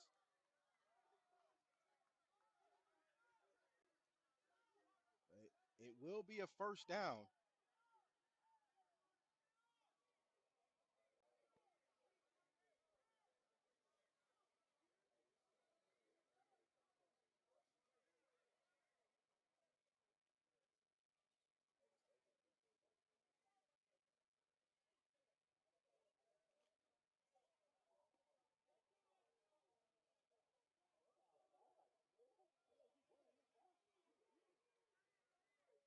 So 1st and 10 Bison.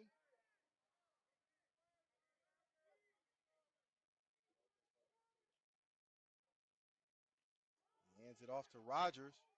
Rogers gets around the edge. He's blowing the doors open. Just got tripped up, but there's a flag on the play. And we will see what the flag is.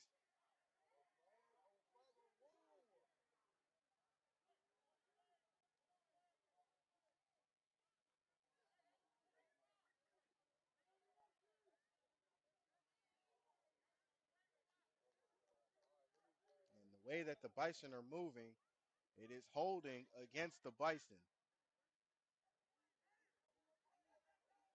A great run by Rogers. Well, it might have been Corey Bridges. If I got the numbers wrong, I apologize. So that might have been Bridges who scored that last touchdown offensively for the Bison.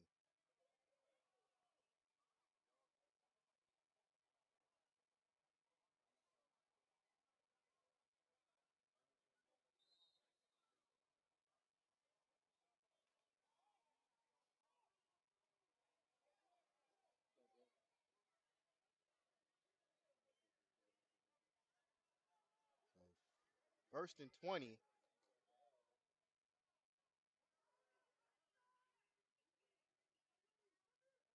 Hands off to Bridges again. Or is that Bridges? Actually, yes, that is Bridges. So Bridges trying to gain back what he lost on the penalty. It brings up second down.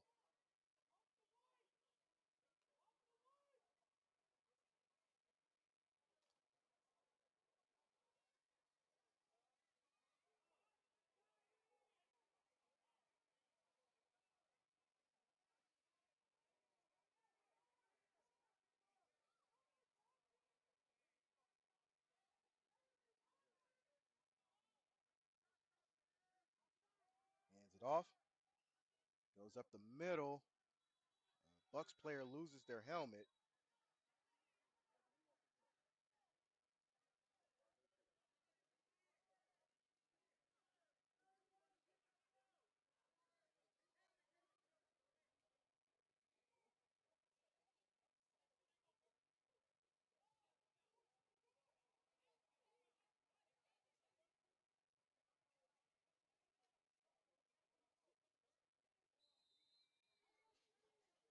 Now bring up third down and about 15.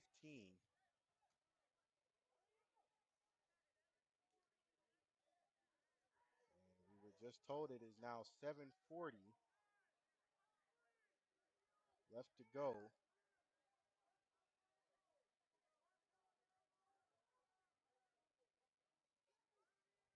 Williams drops back to pass. He's looking to find a receiver.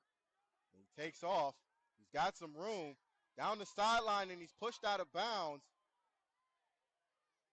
Is he close to the first down is the question.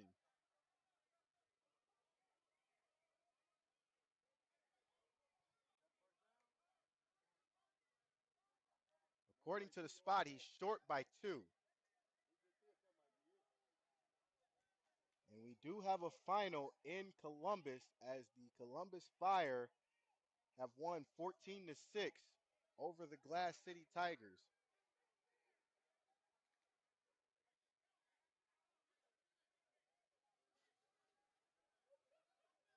It'll be fourth down. They say he stepped out a couple yards before he got to the first down, so it's going to be 4th and 4. Williams in the shotgun. Timeout called by the Bucs. By our counts, they have 2 left.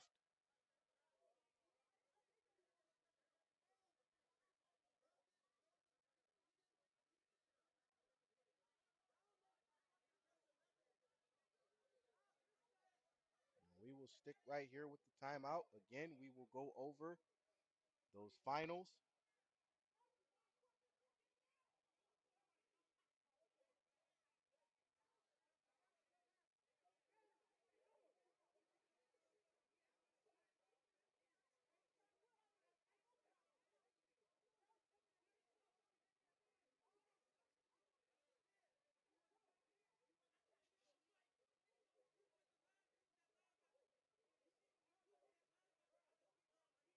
First, we got the Indy Assassins over the Lima Warriors, 24-18. The Detroit Ravens, 55-0 over the Northern Kentucky Wolfpack. Cincinnati Dukes, 62-0 over the West Side Cheetahs. And the Columbus Fire, 14-6 over the Glass City Tigers. So 4th down and 4, a short 4. Williams in an empty set.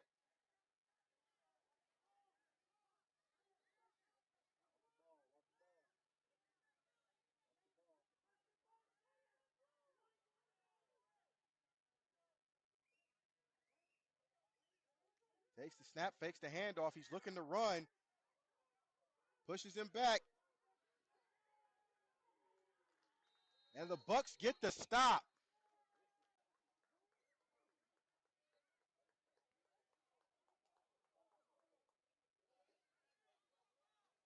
Bucs get a turnover on downs, and they will take over with great field position and a chance to take the lead.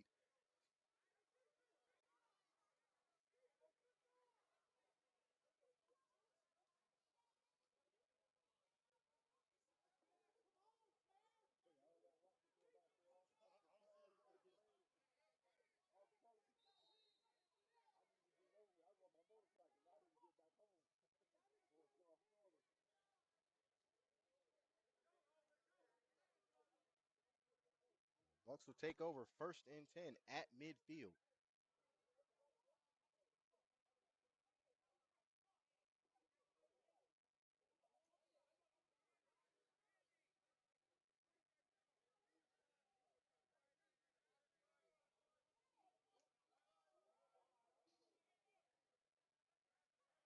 Vet in the shotgun.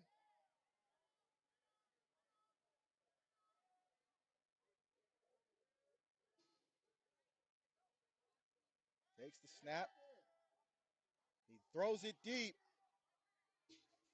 Almost caught just through the hands of number 4,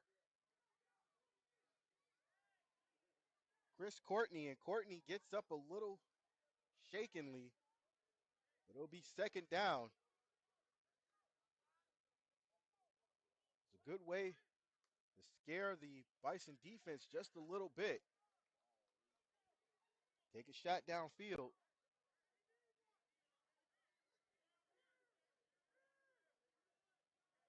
Bison defense has played very tough in the 2nd half.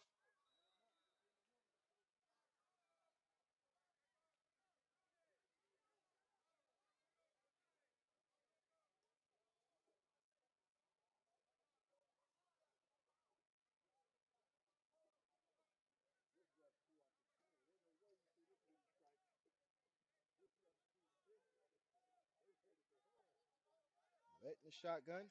4 wide receivers, 3 to the far side. Top of your screen.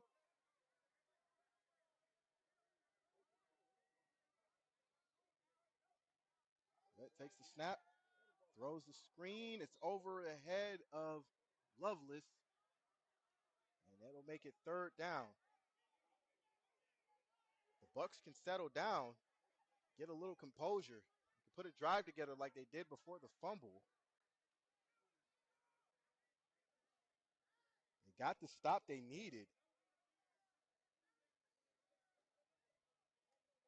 This would be the chance they got to take the lead in this game. By our clock, it's 7:08 left to go.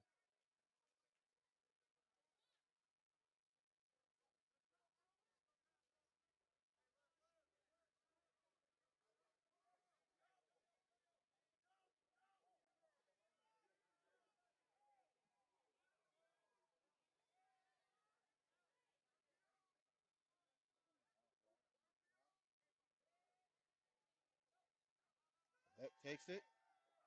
He throws. It's bobbled. And incomplete. And there's a flag. It might be targeting, as the pass was intended for Lovelace.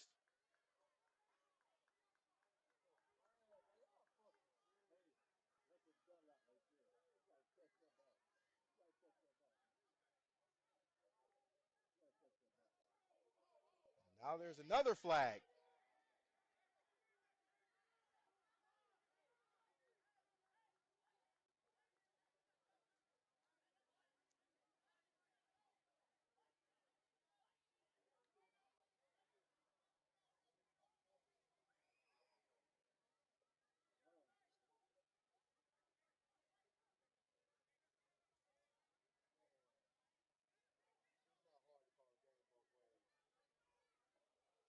Of course, the Bison fans are not going to agree with that call.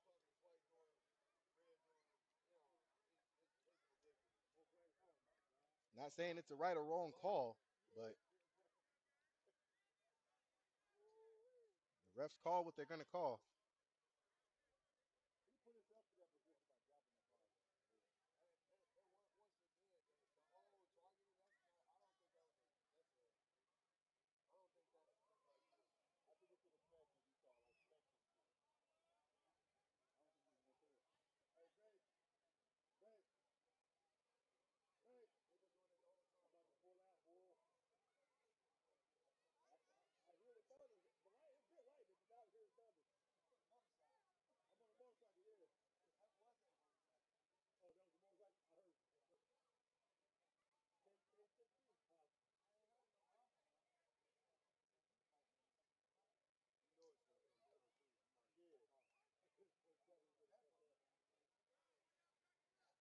Personal foul, targeting against the Bison, and then there's another flag, unsportsmanlike against the Bison.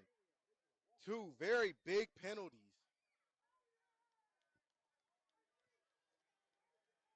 Now we will see if the Bucs can actually capitalize on the penalties.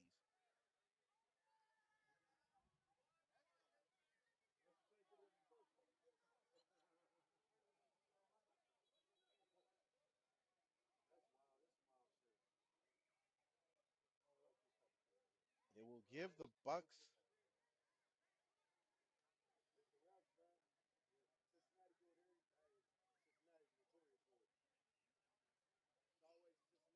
give the Bucs a first down. The ball will be spotted what looks like on the 20.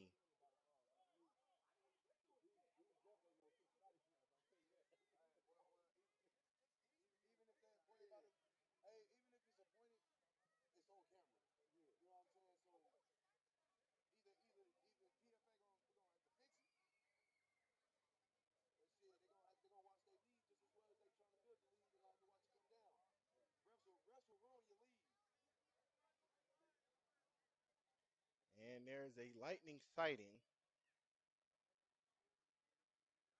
or is it?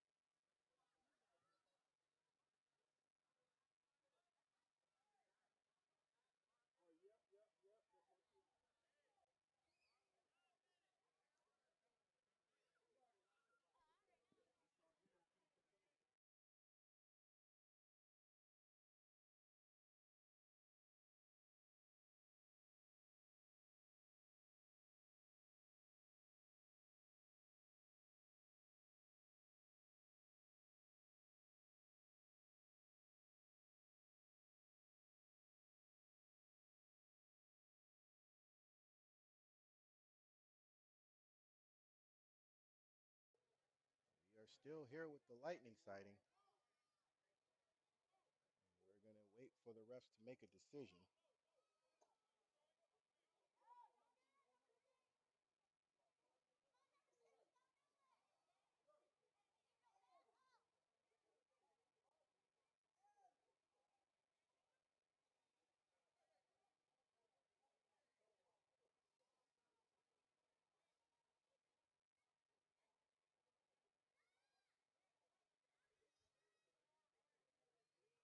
We're going to talk with both coaches and see what the decision will be.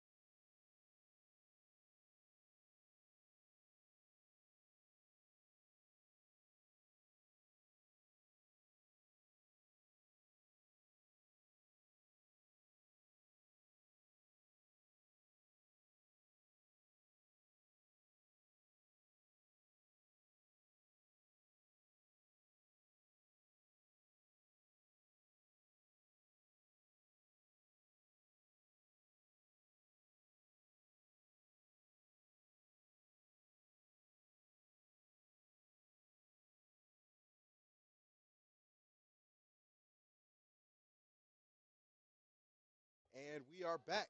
The Lightning finally settled down, and we're going to finish this game.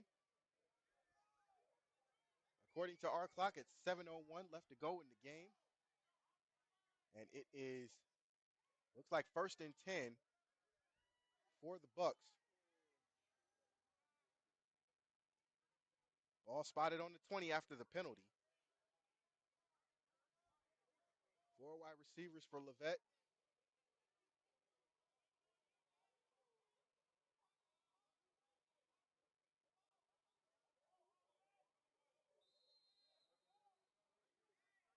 Levet in the shotgun.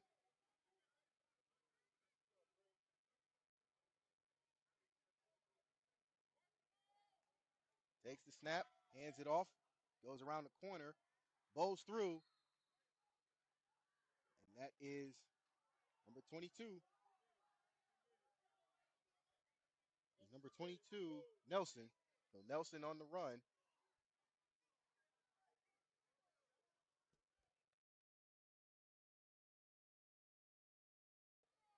Second down and about 6.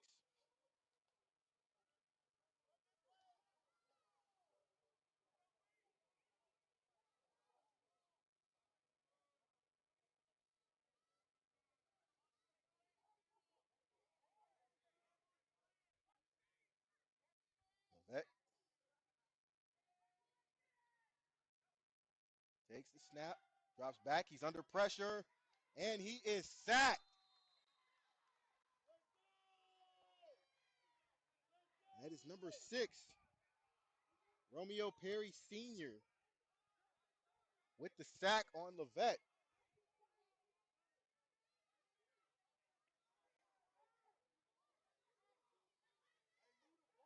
It's 3rd down.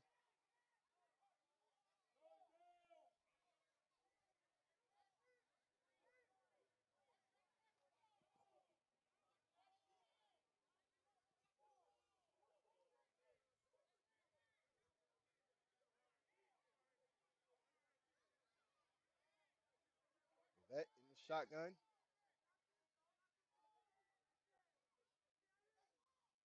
Takes the snap, drops back to pass. He looks. He throws it across the middle, and he is blasted. Lovelace makes the catch, but he pays for it. And he's also short of the 1st down. They make it 4th down and about 5.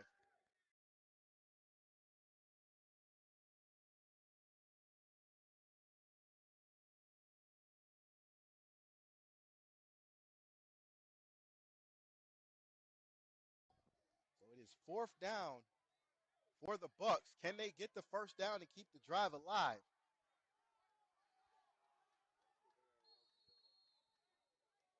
Timeout called by the Bucs. They have 1 left. With 4:57 on our clock left to go. And the score remains 24-20 in favor of the Bison. Got to imagine Coach Wheeler is trying to draw something up that'll either get a 1st down or a touchdown here on 4th and 5.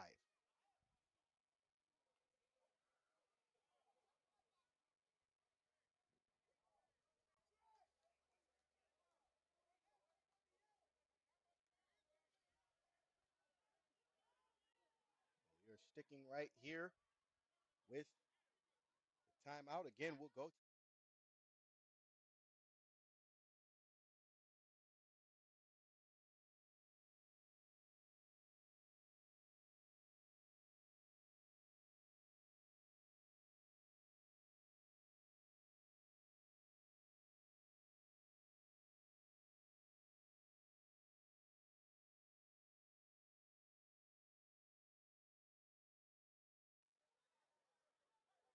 Here we are after the timeout.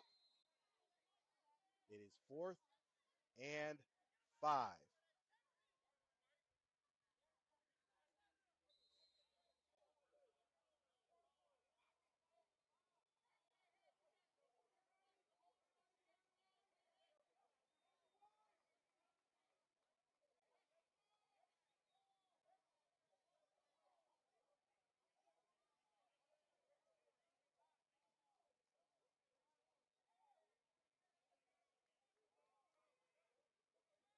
4th and 5. This could decide the game. Levette's got 4 wide receivers and a running back next to him.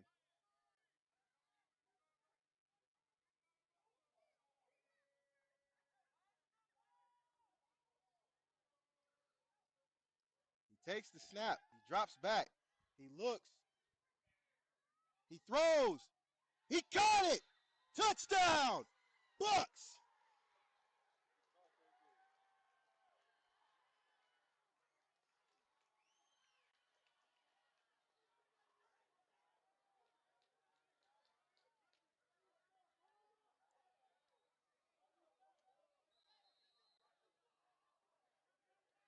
I didn't get a chance to see who caught it. It looks like Lovelace caught it as a sliding catch. As Levette was under pressure and decided to take off, he sees Lovelace going across the end zone and slides as if he was sliding into home.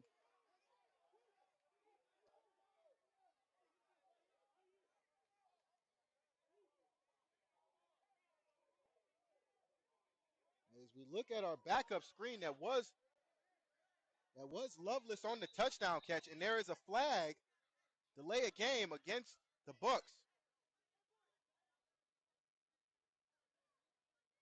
So that'll back them up 5 for the extra point.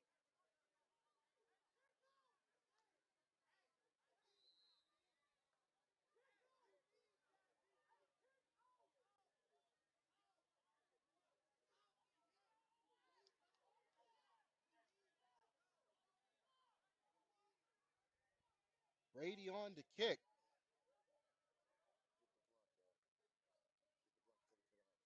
Snap. Kick. It's good. 3-point game in favor of the Bucs, 27-24. Again, we do apologize as we do not know the time on the field, but our clock is doing as best as we can, says 4:44. But nevertheless, it is crunch time for both teams. That penalty against the Bison was, or those 2 penalties against the Bison was huge, as it gave the Bucs great field position. And after the lightning delay,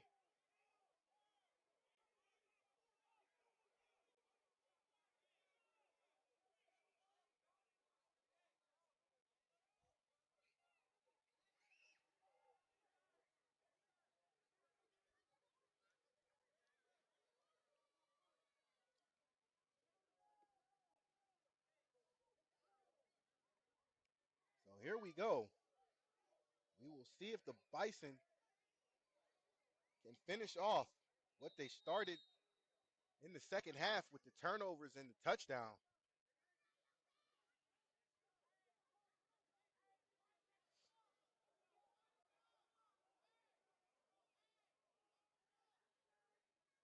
Brady on. He kicks it. It's high, but it's short. It's fielded at the 25 by Williams. Williams still on his feet and finally brought out of bounds.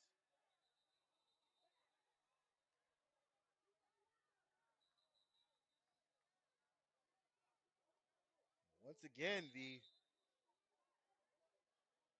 Bison will start with great field position to cap off this drive, possibly turn it into points, maybe win the game.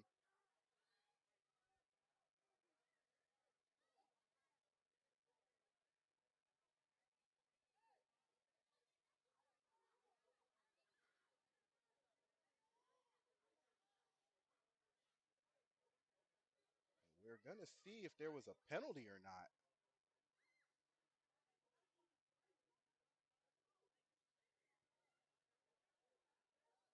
Or are they making the Bucs re-kick for an offsides penalty?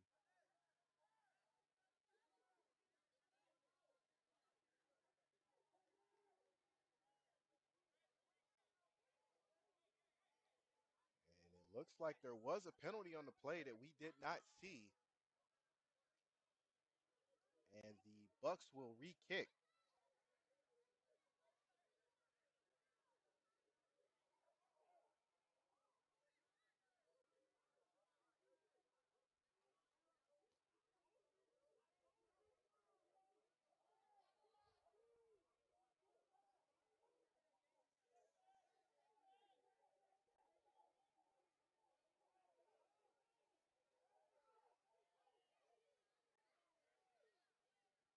was a penalty against the Bucs, so now they're backed up 5.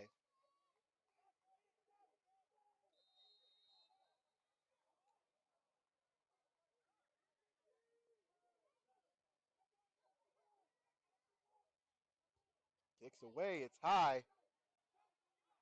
It's fielded at the 21. And he has got some room. And then he is tripped up.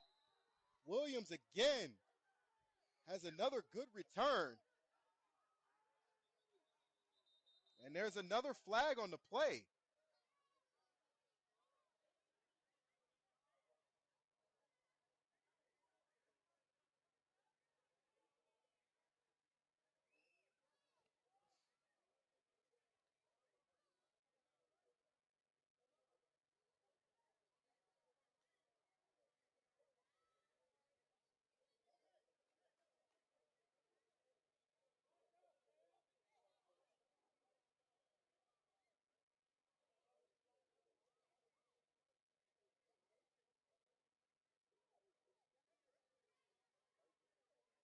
Wait for the referee conference to be over.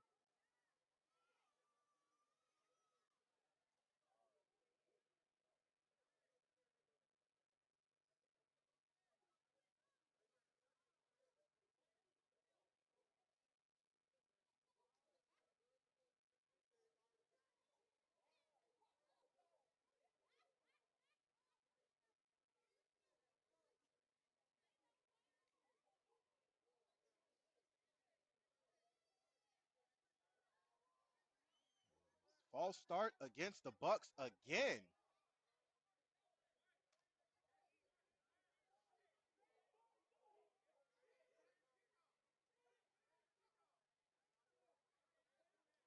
Now, are the Bucs going to re-kick, or are the Bison going to take the yards that they got?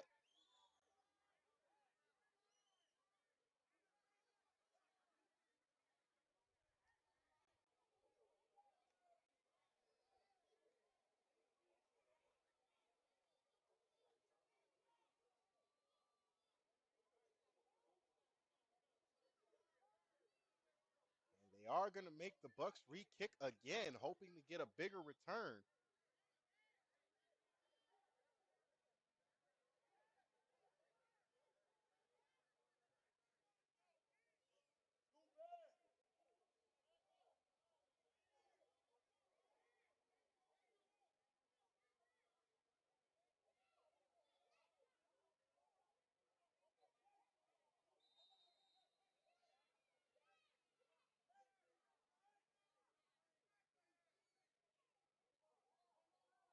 Kicks away again. It's deep. It's fielded. And he slips and falls, and he's down at the 25.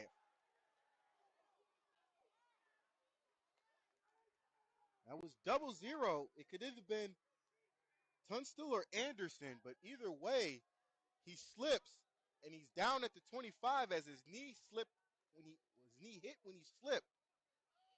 And that is where the Bison will start this drive, 1st and 10.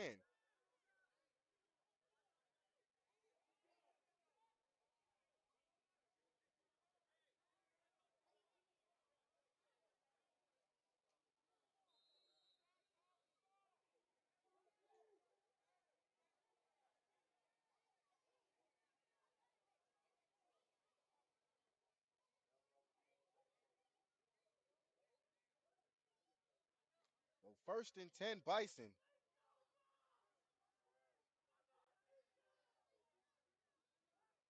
Williams in the shotgun.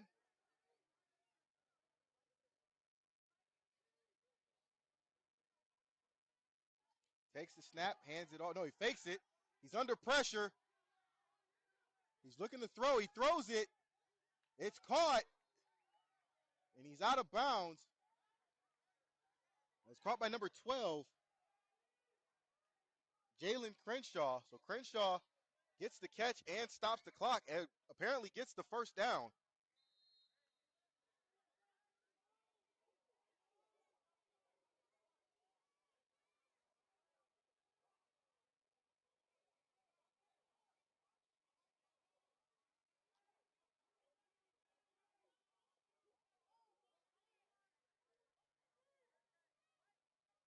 First and 10. Ball's now spotted on the 35.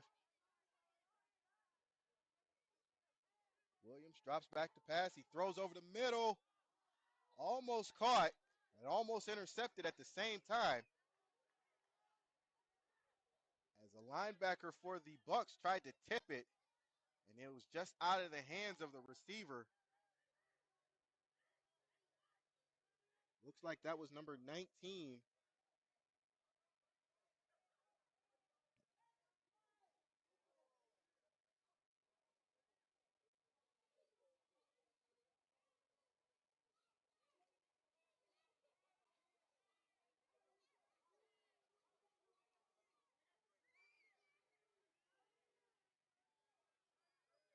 Second down and 10. Williams takes the snap. He's under pressure. He throws it up, and he throws it out of bounds. That'll make it third down. The Bucs did great with that pressure.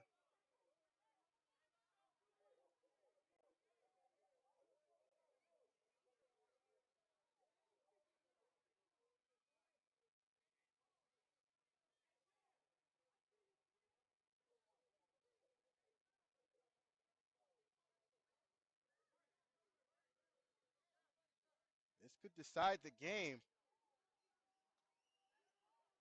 It's third and 10. The ball spotted on the 35.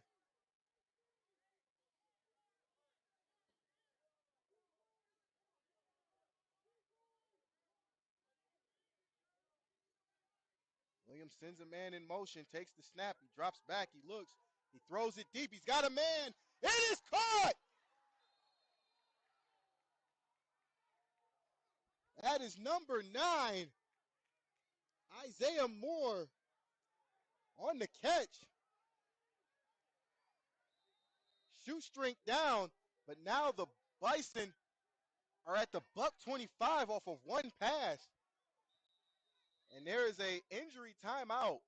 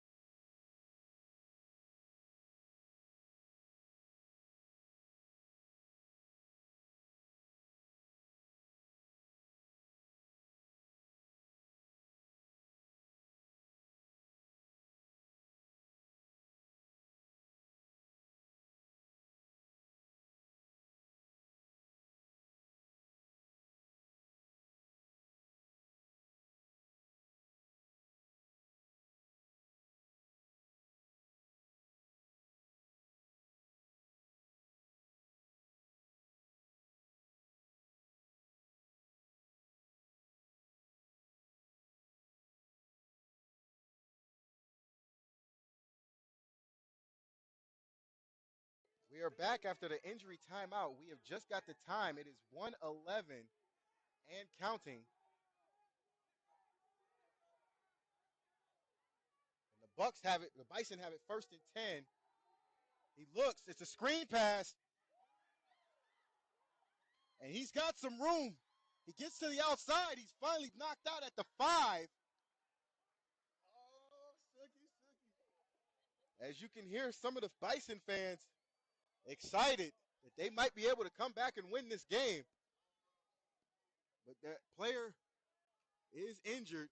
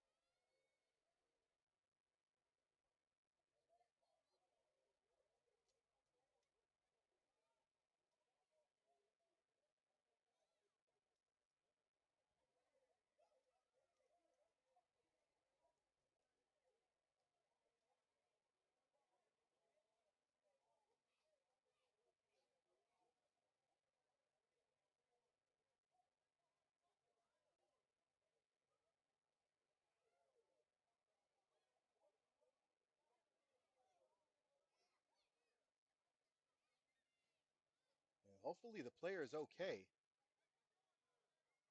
We'll go back to the final updates as we go back to the score updates. Lima loses to the Indy Assassins 24 to 18. Cincinnati Dukes over the West Side Cheetahs 62 to nothing. The Ravens 55 to nothing over the Wolfpack. And the Columbus Fire 14 to 6 over the Glass City Tigers. And as of right now, we just got another final update as the Michigan Gators beat the Indio Pit Bulls 52 to 30.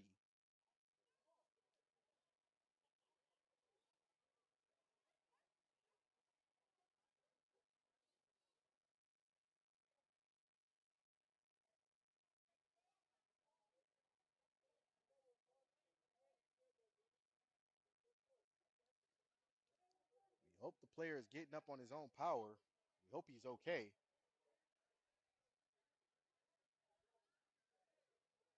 This again, this was the PFA game of the week, and it has lived up to its title. As both teams have traded back and forth scores, big plays on both sides, and of course turnovers. So we got our money's worth today with our clock showing 1 minute.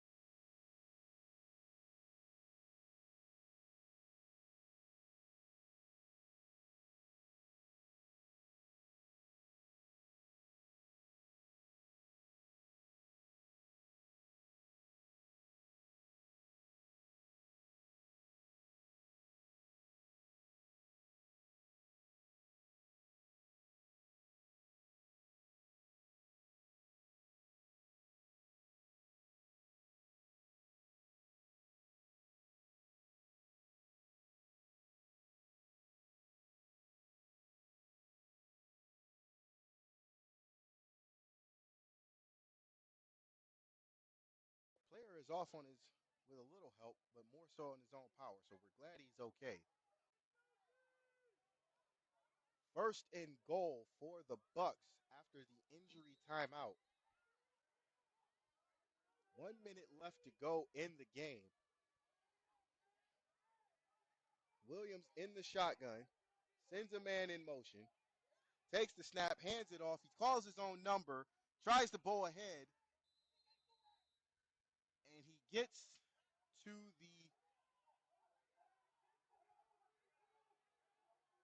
he gets to the 3.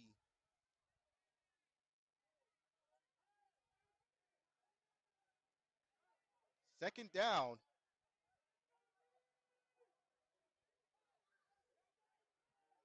Williams in a pistol formation, takes the snap, hands it off. Did he get in? He looked like he got in, but the ref says he's down at the 1. And they call a timeout with 21 seconds left to go.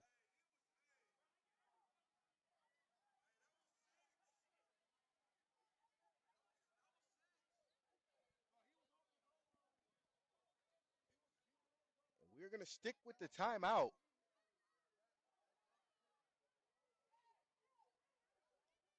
Bison looking to make a statement here in Cincinnati.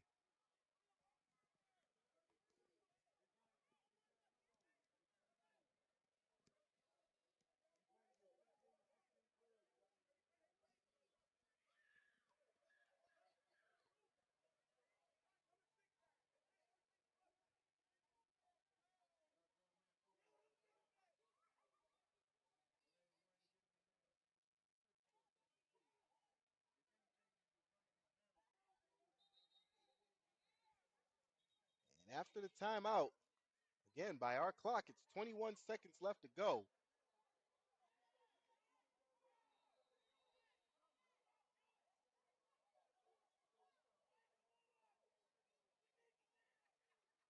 Can the Bucs hold them at the 1-yard line? Third down and goal. Williams in the shotgun. And the Bucs call their last timeout.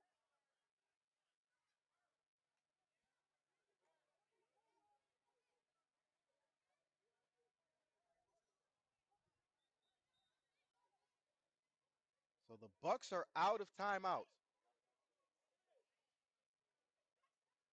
Bison still have 2.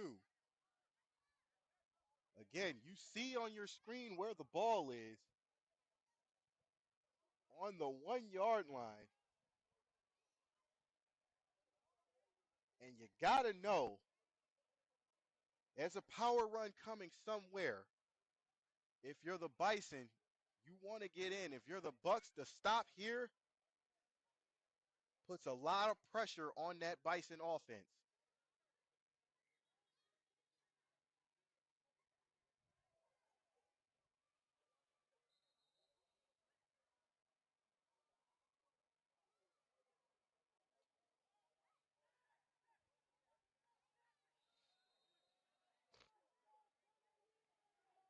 Here we go. Third down and goal. Williams in the shotgun. Takes the snap, hands it off, but it's a flag on the play. Can Williams get away? He does. Touchdown, Bison. But again, flag on the play.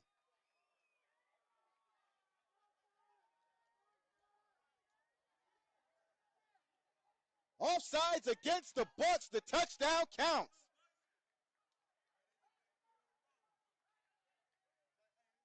30-27 as it stands. An offsides penalty against the Bucs. And Williams calls his own number and runs it in.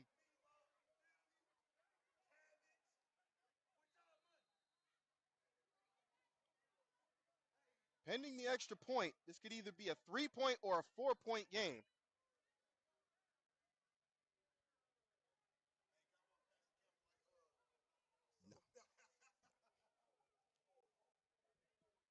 Can the Bucs extend the lead?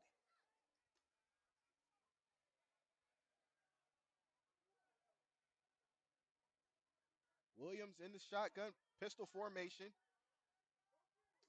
He takes the snap, hands it off, flag on the play. It's no good. But again, there is a flag on the play.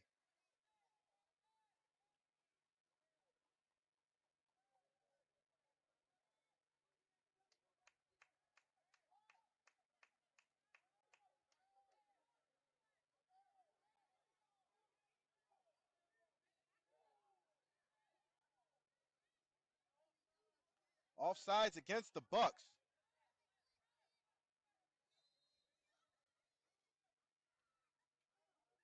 Move the ball a few inches closer. Not that it would really matter. But again, this can either be a 3-point or a possibly 5-point. Now that I remember that the Bison do not have a kicker. So it could be a 3-point game or a 5-point game with 13 seconds in the game.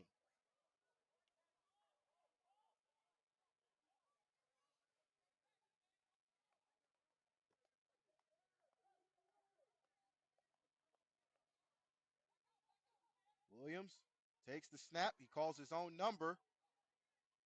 He slides in. The two-point conversion is good. It is now a 32-30 or 32-27 game. 13 seconds left to go.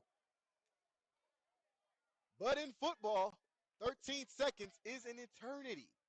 And I have seen some things in my life, commentating and as a player.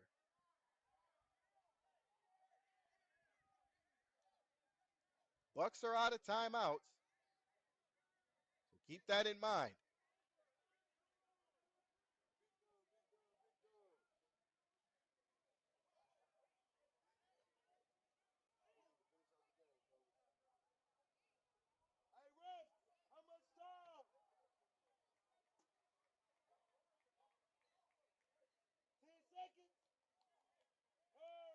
Well, we have just been informed there's 10 seconds left in the game, which puts even more pressure on the Bucs offense.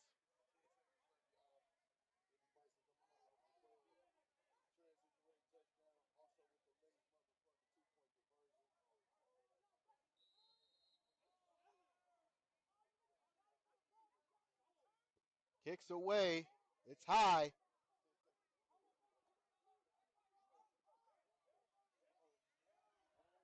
He's got some room. Can he get away? He's brought down. He took about 6, maybe 7 seconds off. By our count, it's 3 seconds left. But he is in Bison territory. I've seen Levet throw deep passes all game today. So we will see if they can make it to the end zone.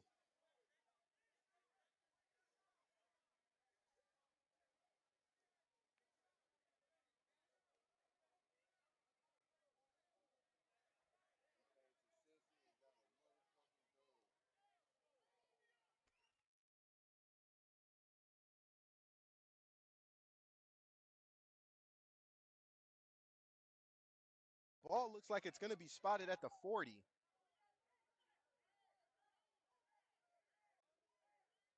we've just been informed there's 2 seconds left on the clock. Ball is spotted at the 35 of the Bison. So can the Bucs pull off the impossible? Bison have set their DBs all the way back. Both safeties are sitting at the goal line.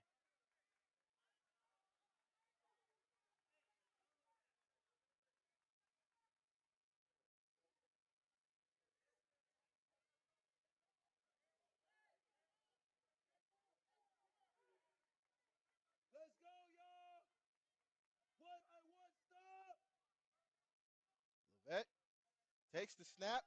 Clock's expired. He's looking. He throws it. He caught it. Touchdown, Bucs. But there is a flag on the play. What is the flag call?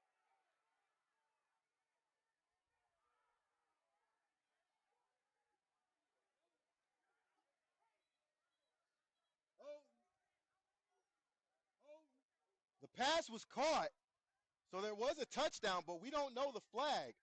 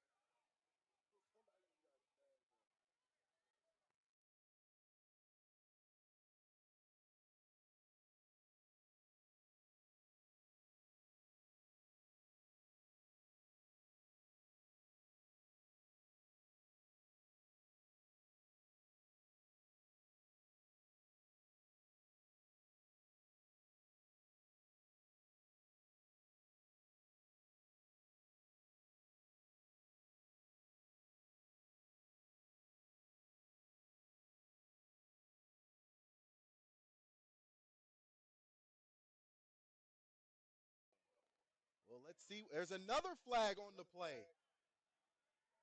We didn't even get the first call to see what it was.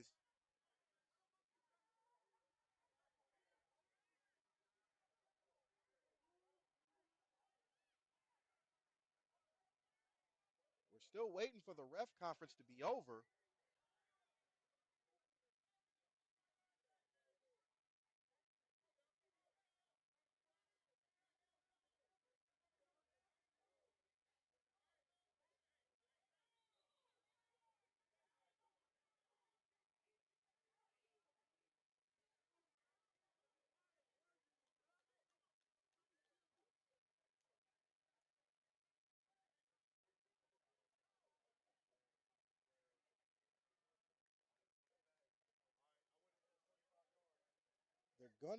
Looks like they're gonna replay the down.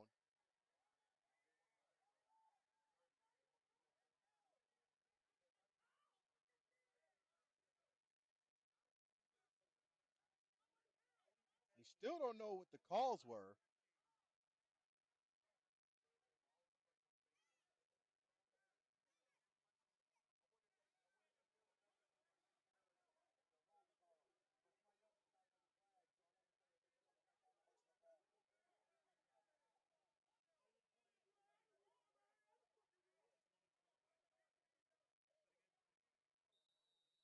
The person that caught that pass on the last play was number 21, 29, Aaron Shannon for the Bucs. And we're going to replay the down, so 2 seconds are left. Back on the clock.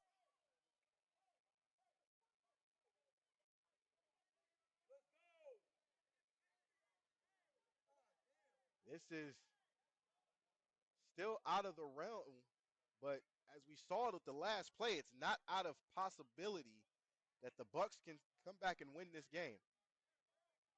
So first and whatever the down distance is at this point, Levitt,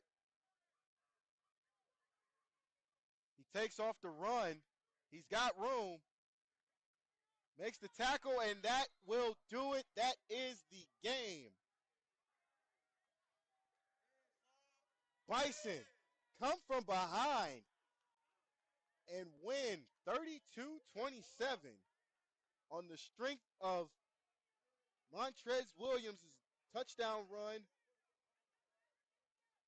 and following the 2-point conversion.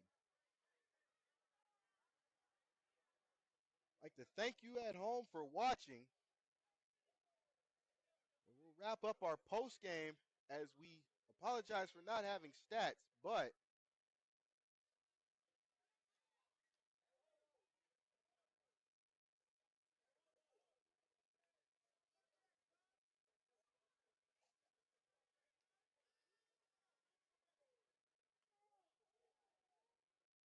again, with the final scores,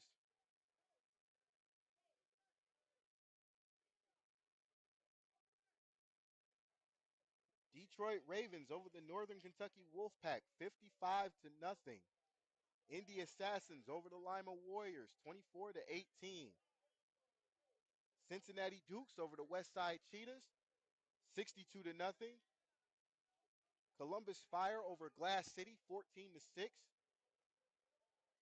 The Michigan Gators over the NEO Pit Bulls, 52-30. And here at Withrow High School in Cincinnati, you just seen the Bison come back and win 32-27 over the Sin City Bucs. We'd like to thank you guys at home for watching. And don't forget to like, subscribe, as we will be back here May 18th for another Sin City Bucs game.